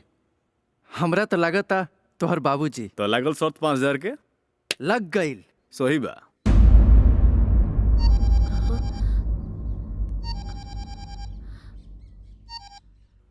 बाबूजी प्रणाम। हम तो तरह के सुखी रहे का आशीर्वाद भी ना दे सकेनी। अपने बदला की आग में तू एगो भोला भला लड़का के खूनी बना दे लो। खैर जो भी होके हम ओकरे साथ हैं, अभी भी वक्त था।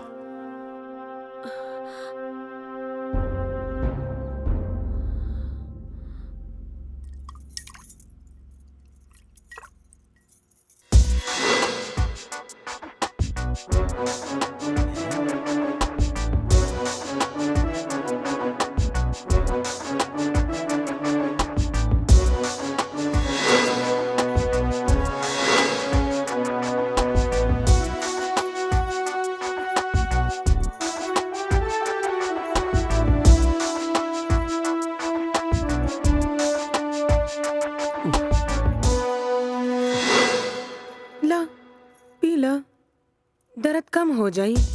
दा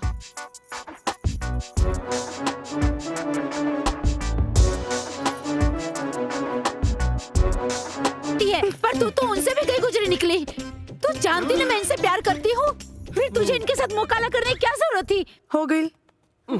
हमरा के ना तोरा प्यार पे कोनो डाका डालने के कोनो शौक नहीं के। वो तो बस मूड बन। तुझे तो मैं देख लूंगी। ठीक से देखिए। चलो बजरंगी, इसके मुंह लगने का कोई फायदा नहीं। तो तोरा के कहता मुंह लगे? एक्सक्यूज मी, जहाँ कोई उम्मीद नहीं वहाँ मुंह मारने से क्या फायदा? वेलकम। गोबर में मुंह मारे के ना हमरा के कोनो शौक नहीं के। पागल का भगवान, ई कैसन बराव लीला, केहू के को नहीं खे, केहू के दो मिला। साहब हमार बात के यकीन करी, ओ दिन साहब के खून हुए आदमी कैले रहल, और वो दिन जो लड़की लोग नाचत रहे ना, वो दिन कोर्ट में ओकरे साथ रहे साहब।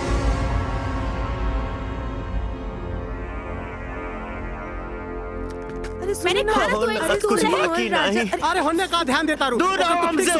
हम खाली बानी, हमरा पर ध्यान दे। अरे तोरा पता घंटा ध्यान दे। रोक रोक रोक रोक रोक। चल चल चल चल। अरे बजरंगी, अरे बजरंगी,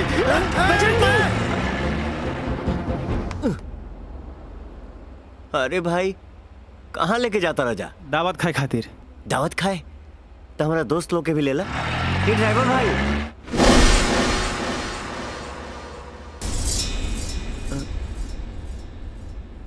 ठीक बा, हम अकेले ही चलब। चल चल चल चल चल उतर। चल चल। का बे वो दिन अदालत में का काले रहे के पहले मरी? तो पहले मरबे ते जैसे तारा बाप के भयानक मौत देले रही, ओहू से भयानक मौत तारा के देव हम, पवन पुत्र बजरंगी। शेरा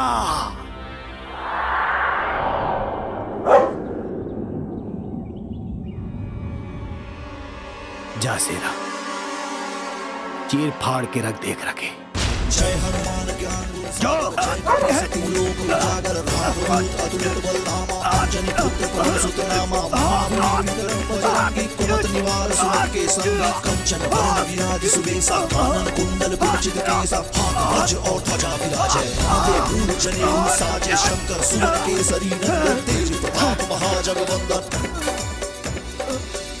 बजरंगी, आप ठीक तो है ना? हाँ राधा, ही देख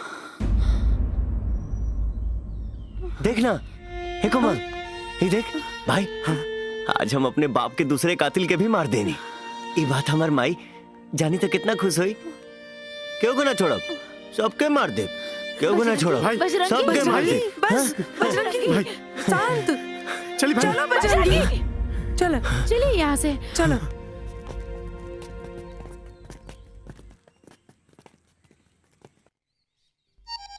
हाँ। हेलो भाई, आज तो दूसर का दुश्मन भी खत्म।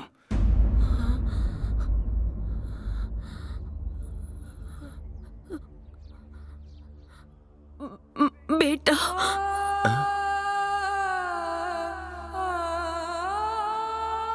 क्या बोल लीसा? एक बार फिर से बोलना। बेटा, हे, आज हमार माई हमके बेटा बोल रसिया। हम माई, अरे हम तो पागल रहनी जे अपना जिगर के टुकड़ा के मौत के मुंह में दे देनी। हमरा कोनो बदला ना चाहिए, बस तू आ जा वापस। तुहार महतारी तोहरा के देखे चाहतारी रे, बस तू आ जा बेटा। ना माई, हम तोरा दूध के क्रिया के अपमान नहीं कर सकत। जब तक सबके खत्म ना करब, वापस ना आए। बेटा, बेटा, एक बात बताई, आज हमके जीवन के सबसे बड़ा धन मिल गई। हमरा के माफ कर दे बेटा, माफ कर दे बेटा।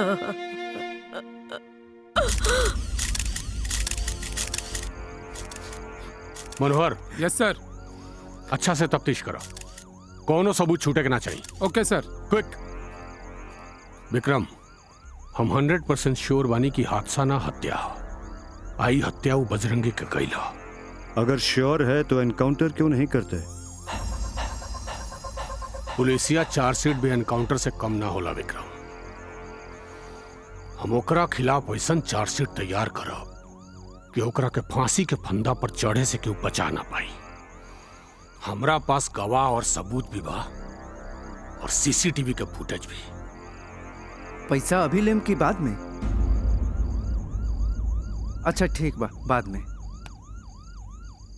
अदालत की कार्रवाई शुरू की जाए। माय लॉर्ड, हमने पिछले केस में बताया था कि यह मुजरिम चेहरे से जितना मासूम दिखता है उतना ही ये चालाक भी। पिछले केस में इसे बरी करके अदालत से एक भूल हुई। दुबे जी, अदालत के फैसले पर सवाल उठाकर आपने अदालत की तौहीन की है। Sorry milord. इस केस पे आइए। मिलॉर्ड, सीसीटीवी फुटेज में बजरंगी की मौजूदगी ये साबित करती है जो दिख रहा है वो महज हादसा नहीं, वो एक बना बनाया प्लान है। मैं इस अदालत के सामने सीसीटीवी फुटेज दिखाने की इजाजत चाहता हूं।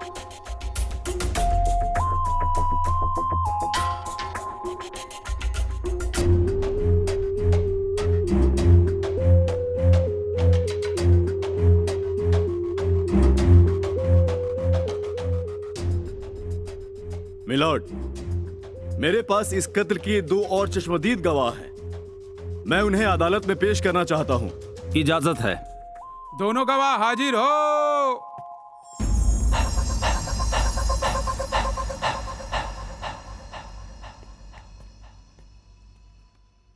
अदालत को सच सच बताओ, आप लोगों ने क्या देखा? ये बात सच है कि हम बजरंगी को उठा कर लाए, और ये भी सच है कि हम लोग उसे मारना भी चाहते थे। उसके बाद हमारे साहब ने बजरंगी के पीछे कुत्ता छोड़ दिया, इसलिए बजरंगी वहां से भागा। लेकिन बजरंगी फिर वापस आया और कुत्ते के कान में ऐसे ही कुछ बोला, और कुत्ता फिर हमारे साहब पे अटैक कर दिया। जज साहब, ये रहे दोनों चश्मदीद गवाहों के बयान, और सीसीटीवी फुटेज देखने के बाद ये साफ जाहिर है कि सीधा दिखने वाला शख्स वहां पर मौजूद था। मैं अदालत से दरख्वास्त करता हूं कि मुजरिम को कड़ी से कड़ी सजा दी जाए। That's all my lord. बचाओ पक्ष, आपको कुछ कहना है? Yes milord.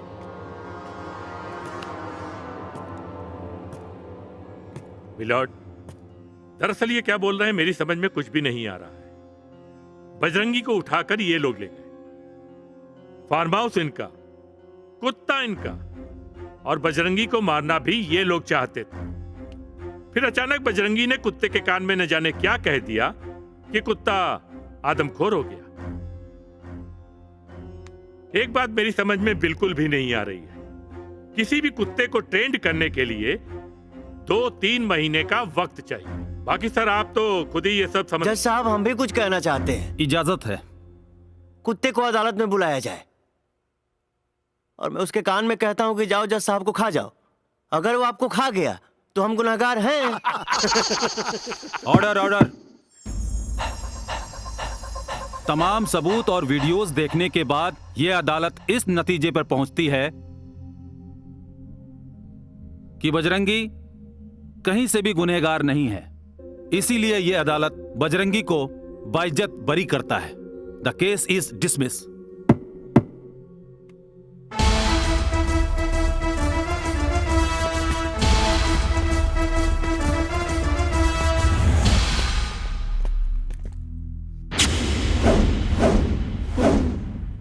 ए बजरंगी, एगो बात याद रखिए, सेव कितनो भी सड़ जाई, आलू के भाव ना बिकाई।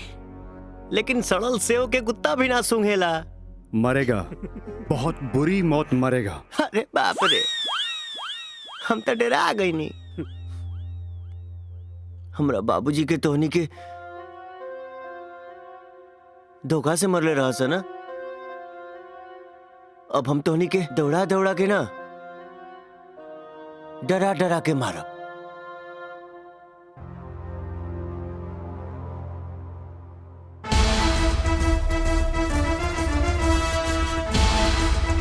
प्रणाम।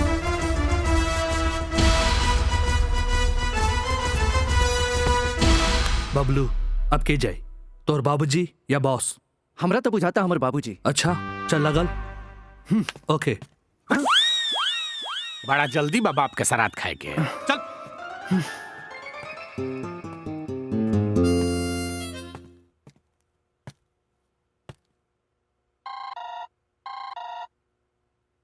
हेलो। जय हिंद सर, मैं राणा बोल रहा हूँ। बोलो। सर वो 1-2 दिन से मेरी तबीयत कुछ ठीक नहीं लग रही है। अब कुछ दिन रेस्ट चाहता हूँ मैं। ठीक है, तुम आराम करो। तुम्हारी जगह मैं किसी और को देखता हूँ। थैंक यू सर। सोहर 2 नंबर के पार्टी आइल बा, अंदर भुला ली।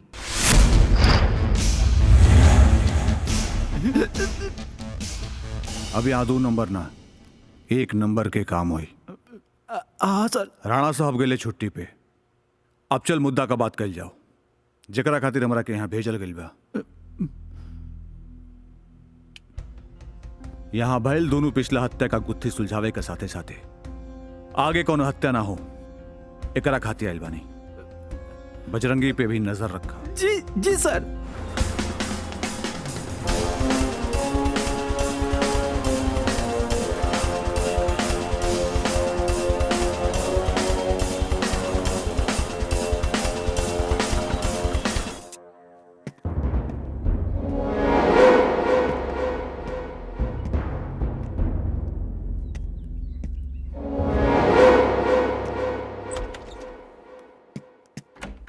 पता चला?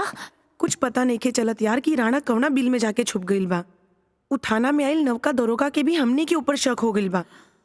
अब ना हमनी के एक एक कदम फूक फूक के रखे के पड़ी। तू कहे के का चाहता रू कोमल? हम पुलिस से डरा के घर में बैठ जाएं?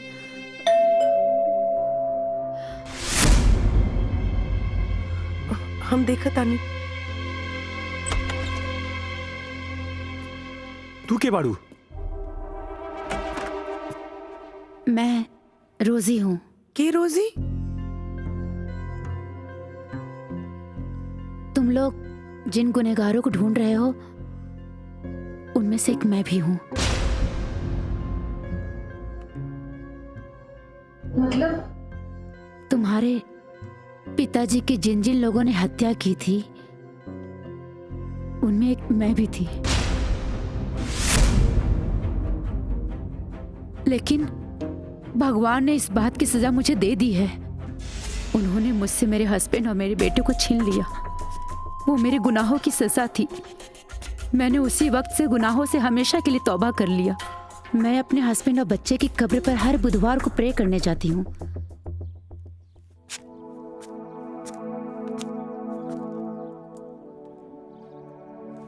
एक दिन मैंने देखा राणा वहां आया है। फिर मुझे शक हुआ कि वो हिंदू है। फिर क्रिश्चियन के कब्रिस्तान में क्या कर रहा है? इसी सवालों के जाल में मैं हफ्ते भर उलझी रही। फिर अगले बुधवार भी वही हुआ।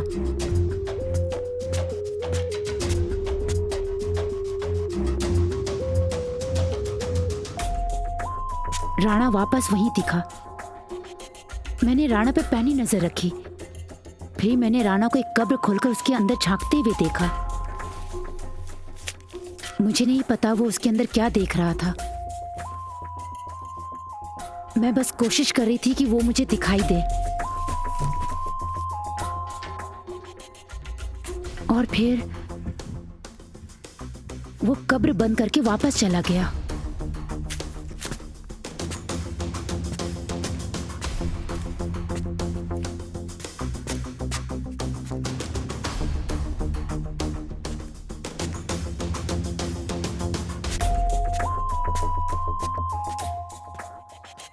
मुझे राणा की यह हरकत अजीब लगी।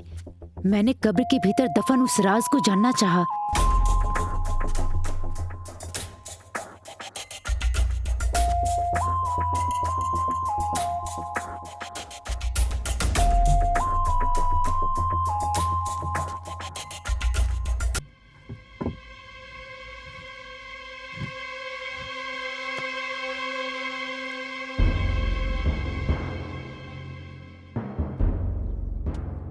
मैंने कब्र खोला तो देखा राणा का सारा काला धन उसी कब्र में मौजूद है, जिन पैसों के लिए हमने भगवान जैसे तुम्हारे पिताजी की जान ली। कि तभी मैंने अखबार में तुम्हारी फोटो देखी। तुम्हें देखते ही लगा वो देवता मेरे गुनाहों की माफी देने खुद तुम्हारे रूप में वापस आया है। अगर राणा को बिल से बाहर निकालना है तो जाके देख लो, अभी भी कब्र में उसके पैसे मौजूद हैं। उस पैसे को तुम लोग निकाल लो, वो खुद ब खुद बाहर आ जाएगा। और हो सके तो मुझे माफ कर देना।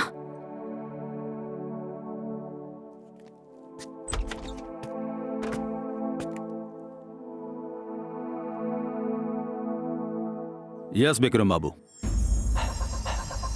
तुम हमारे बारे में क्या जानते हो एसपी? आप इस देश के जाने माने बिजनेसमैन हैं। गलत। मैं सरकार का रिमोट कंट्रोल हूं। हर पॉलिटिकल पार्टी मेरे पैसे से सरकार बनाती है। जब मैं सरकार बना सकता हूं तो सरकार गिरा भी सकता हूं। मेरे दो आदमी मारे गए और तुम्हारा डिपार्टमेंट हाथ पे हाथ धरा बैठा है। कान खोलकर सुन लो, मुझे वो बजरंगी सलाखों के पीछे चाहिए, वरना तुम सबका ट्रांसफर करा दूंगा मैं। डोंट वरी, बजरंगी बहुत जल्द ही सलाखों के पीछे होगा। यह वर्दी केवल खाकी कपड़ा नहीं है, यह कसम है समाज की। इसकी हिफाजत करने के लिए ही हम इसे पहने हुए हैं। जी सर, मुझे अपनी कसम भी याद है और वर्दी के साथ किया गया वादा भी। अगर इतना ही याद है तो 2 हत्या करने वाला मुजरिम अभी तक पकड़ा क्यों नहीं गया? सर, जिसे आप मुजरिम कह रहे हैं, मेरे ख्याल से समाज और सिस्टम का सताया हुआ इंसान है, और जिस इंसान को कानून से इंसाफ नहीं मिलेगा वो कानून तोड़ेगा ही। ओह शट अप! एक पुलिस वाला होकर तुम गुंडे की तरफदारी कर रहे हो। राणा को प्रोटेक्शन दो, ज्यादा से ज्यादा फोर्स लगाओ, और ध्यान रहे उसे एक खरोच नहीं आनी चाहिए, समझ गए? जी सर। यह है हमारे देश का कानून, लूला भी और लंगड़ा भी। चलो चोरों के घर पहरा देते हैं। Move it.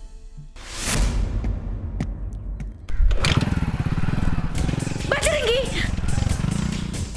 बजरंगी,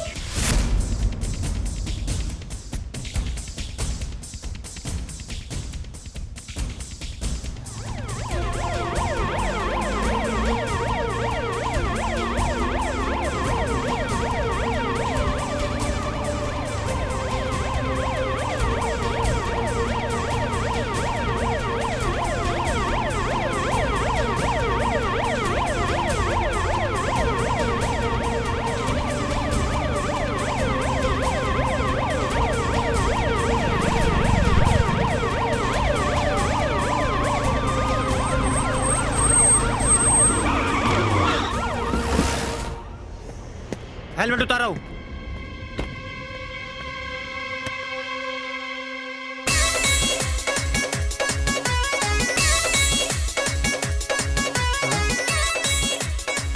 का भइल साहब? लाइसेंस बा हमरा लगी। गाड़ी धीरे चलाया करो। ठीक बा सर।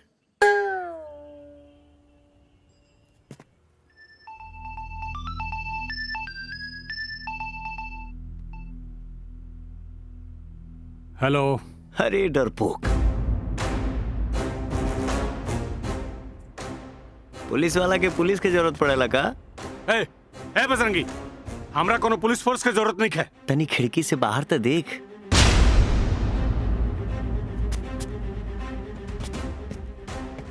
देख ले। कान खोल के सुन। इतना मेहनत से जौन हराम के पैसा जमा कैले बड़े ना, अगर वो चाही हमरे लगे आजो, नहीं तो पूरा पैसा में आग लगा दे। बजरंगी, रुक। देखते हमरा पैसा का हाथ मत लगाइए। तो बोल हमरा कहाँ होगा? एड्रेस है हमरा के। अब पैसा हम कहाँ छुपौले बनी तो सिर्फ हमरा पता बा। एकरा कैसे मालूम हो गई?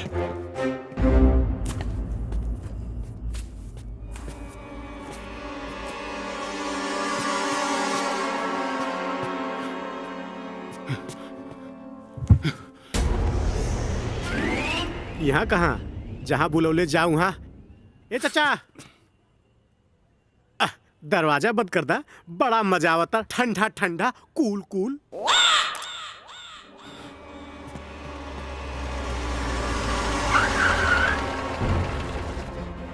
सर, राणा का लोकेशन पता चल गया सर। सीधा बता रहा है सर। ड्राइवर, गाड़ी सीधा लो।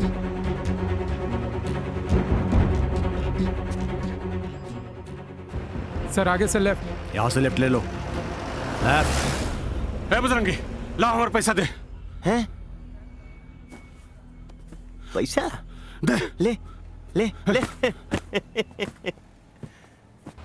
सर आगे से राइट बता रहा है सर। राइट। देख बजरंगी, और पैसा दे दे बस। तनी आराम कर ले इंस्पेक्टर साहब, थक गई लोग बा। ए बजरंगी, तुम्हारा पैसा दे दे बस। ओहो, बहुत बेचैनी बा हराम के पैसा लेवे के। हैं?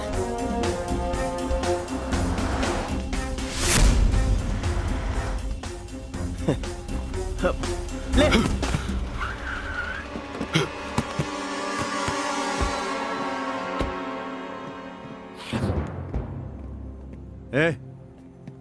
क्या होता? यहाँ पे क्या होता? और ये बैग में कहा? सर आपे खोल के देख ली ना। हवलदार। यस सर। बैग खोला।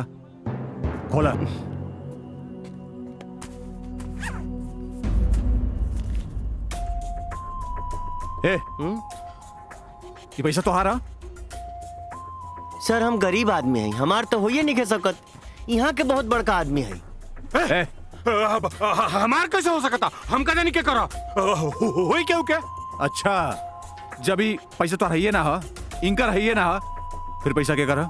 सर, हमके लगा था ना ये गरीब लोगन के लूटल पैसा इके सरकारी खजाना में ही डाल दी। हवलदार एक काम करा। जी सर। बैग के जब्त करा और गाड़ी में डाला। चलो।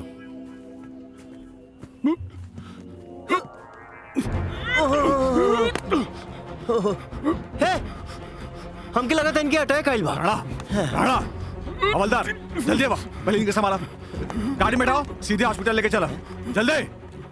ए, तुम चलो, तोरा से कुछ पूछताछ करेंगे बा, जल्दी चला। ए ना चला, चली ना।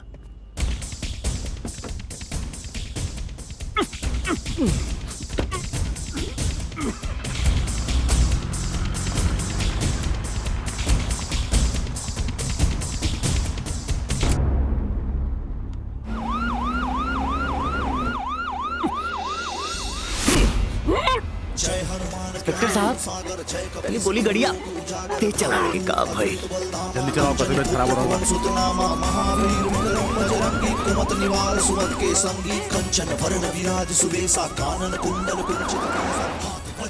तकलीफ होता है। हाँ, बोला था ड्राइवर साहब, तनी तेज भगावा।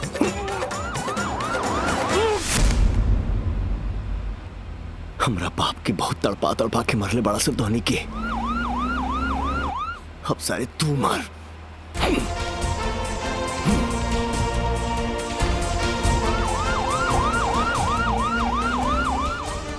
अरे लागत हॉस्पिटल आ गई। जल्दी करा, राणा साहब के निकाला, निकाला जल्दी, स्टेशन में गावा। उतरी राणा साहब। साहब दादा ही तो बोलते नहीं खान। सर लगता है साहब तो मर गए। क्या? राणा साहब, राणा साहब। सर, हम रुक ही की जाएं। हाँ तू जा। सर, सर एक मिनट। शहर छोड़ के बाहर मत जाइए, कहीं के हमरा के तोहरा ऊपर भी शक बा।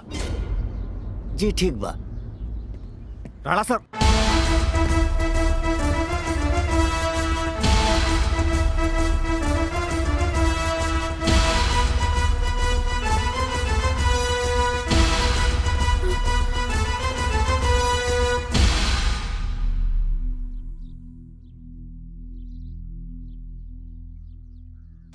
वाह बजरंगी, कितनी खूबसूरत जगह पे लेकर आए हो, कितना अच्छा लग रहा है।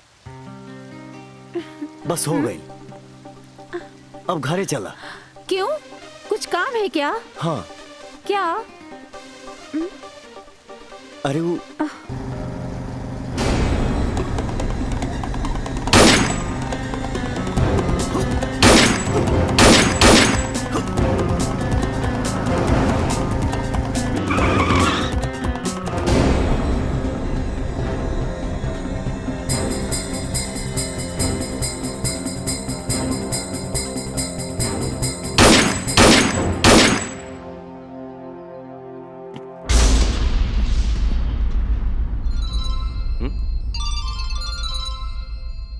क्या हुआ, डर गया?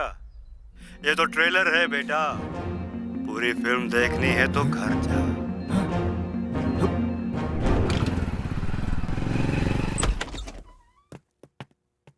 कोमल! अरे बजरंगी, हम ठीक बानी। ओइजा बालेश्वर के देखा।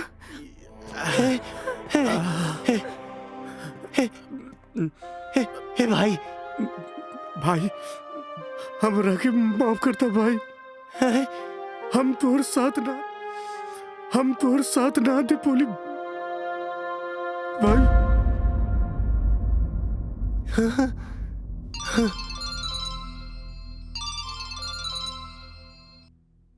क्यों रे पागल, लगा झटका? जरा देख तो सही, जिंदा है कि मर गया? आवाज नहीं आ रही, लगता है मर गया। इस पागल की पागलपंती तूने और बढ़ा दी। नमस्ते। हाँ, नमस्ते करने के लिए दर्शन तो देने पड़ेंगे बेटा। तो आजा मेरे पास नमस्ते करने के हे हनुमान जी, अगर हम सही बनी तो हमके आशीर्वाद दी, आगे आपकी मर्जी। जय कपीस लोक उजागर रामदूत अतुलित बल धामा अंजनी पुत्र पवन सुत नामा महावीर विक्रम बजरंगी कुमत निवार सुमत के संगी कंचन वरण विराज सुबेसा कानन कुंडल कुंचित केसा हाथ वज्र और ध्वजा विराजय कांधे मूंज जनेऊ साजे शंकर सुवन केसरी नंदन तेज प्रताप महाजगवंदन विद्यावान गुणी अति चातुर राम काज करिबे को आतुर चरित सुनने को रसिया राम लखन सीता मन बसिया सूक्ष्म रूप धरि सिंह दिखावा विकट रूप धरि लंक जरावा भीम रूप धरि असुर सहारे रामचंद्र के काज समारे आए सजीवन लगन जियाए श्री रघुवीर हर्ष उर लाए।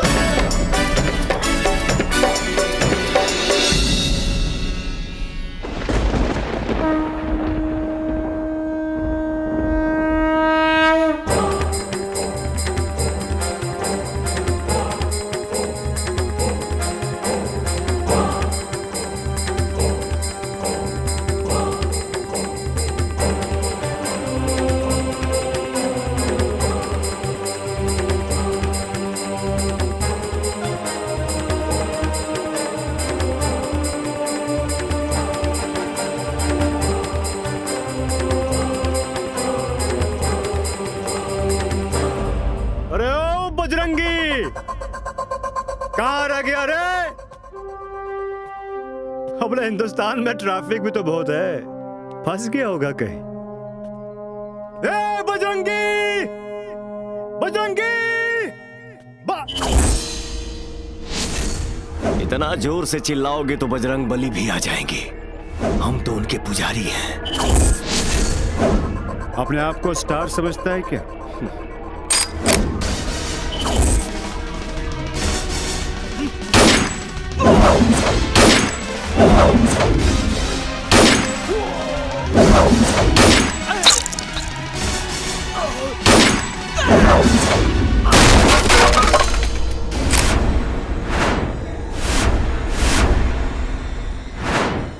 स्टार ना, पावर स्टार। चल आज तुझे एक कहानी सुनाता हूं।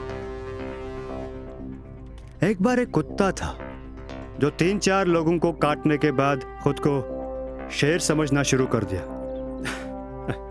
फिर एक दिन असल का शेर उसके सामने आकर खड़ा हो गया और उसने उठाकर पटक दिया।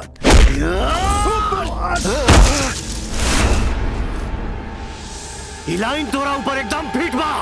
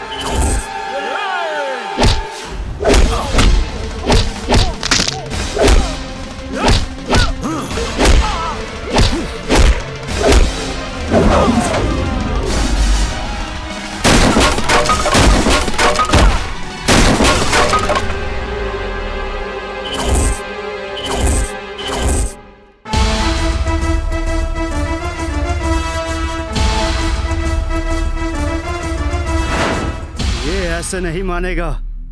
इसका बाप भी ठीक था और ये भी। ले आओ उसकी मां को।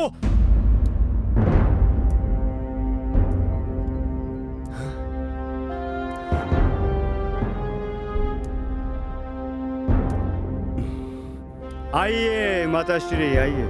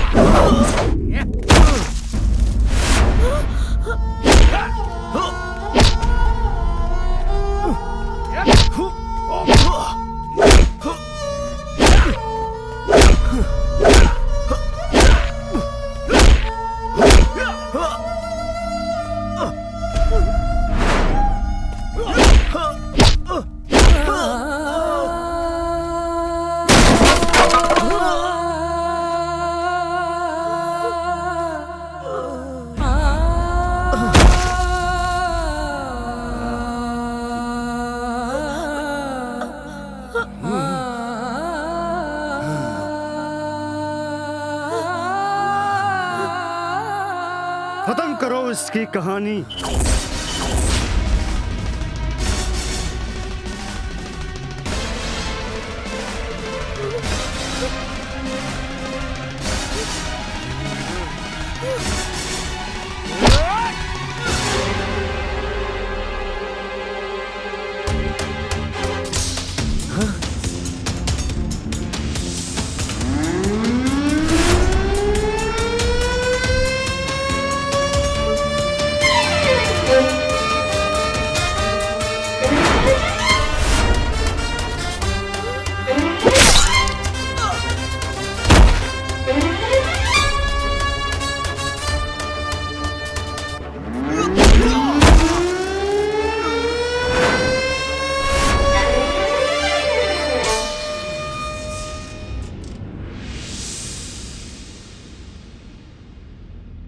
कौन है रे तू? पवन। पवन पवन? और ये पवन पुत्र बजरंगी। लेकिन तू तो मर गया था ना? शेर कभी मरता नहीं, जख्मी होता है। और जख्मी शेर और भी खतरनाक। तुम लोगों ने मुझे मरा हुआ समझकर फेंकवा दिया था, लेकिन तुम्हारे ड्रग्स के साथ पुलिस ने मुझे भी पकड़ लिया और 25 साल की सजा हो गई। वापस आया तो देखा कि मेरा बेटा तुम लोगों की बैंड बजा रहा है। अब क्लाइमेक्स चल रहा है, आना तो पड़ेगा ही ना।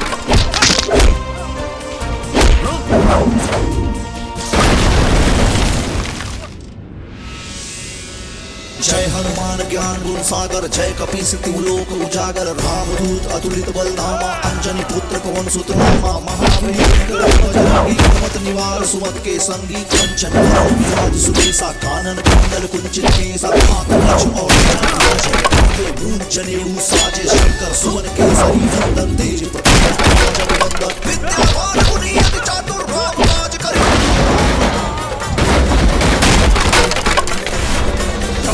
सुनते को हसिया, लखन सीता मन बसिया, सूक्ष्म रूप धरि सिया दिखावा, विकट रूप धरि लंक जरावा, भीम रूप धरि असुर सहारे, रामचंद्र के काज संवारे, लाए सजीवन लखन जियाए, श्री रघुवीर हरष उर लाए।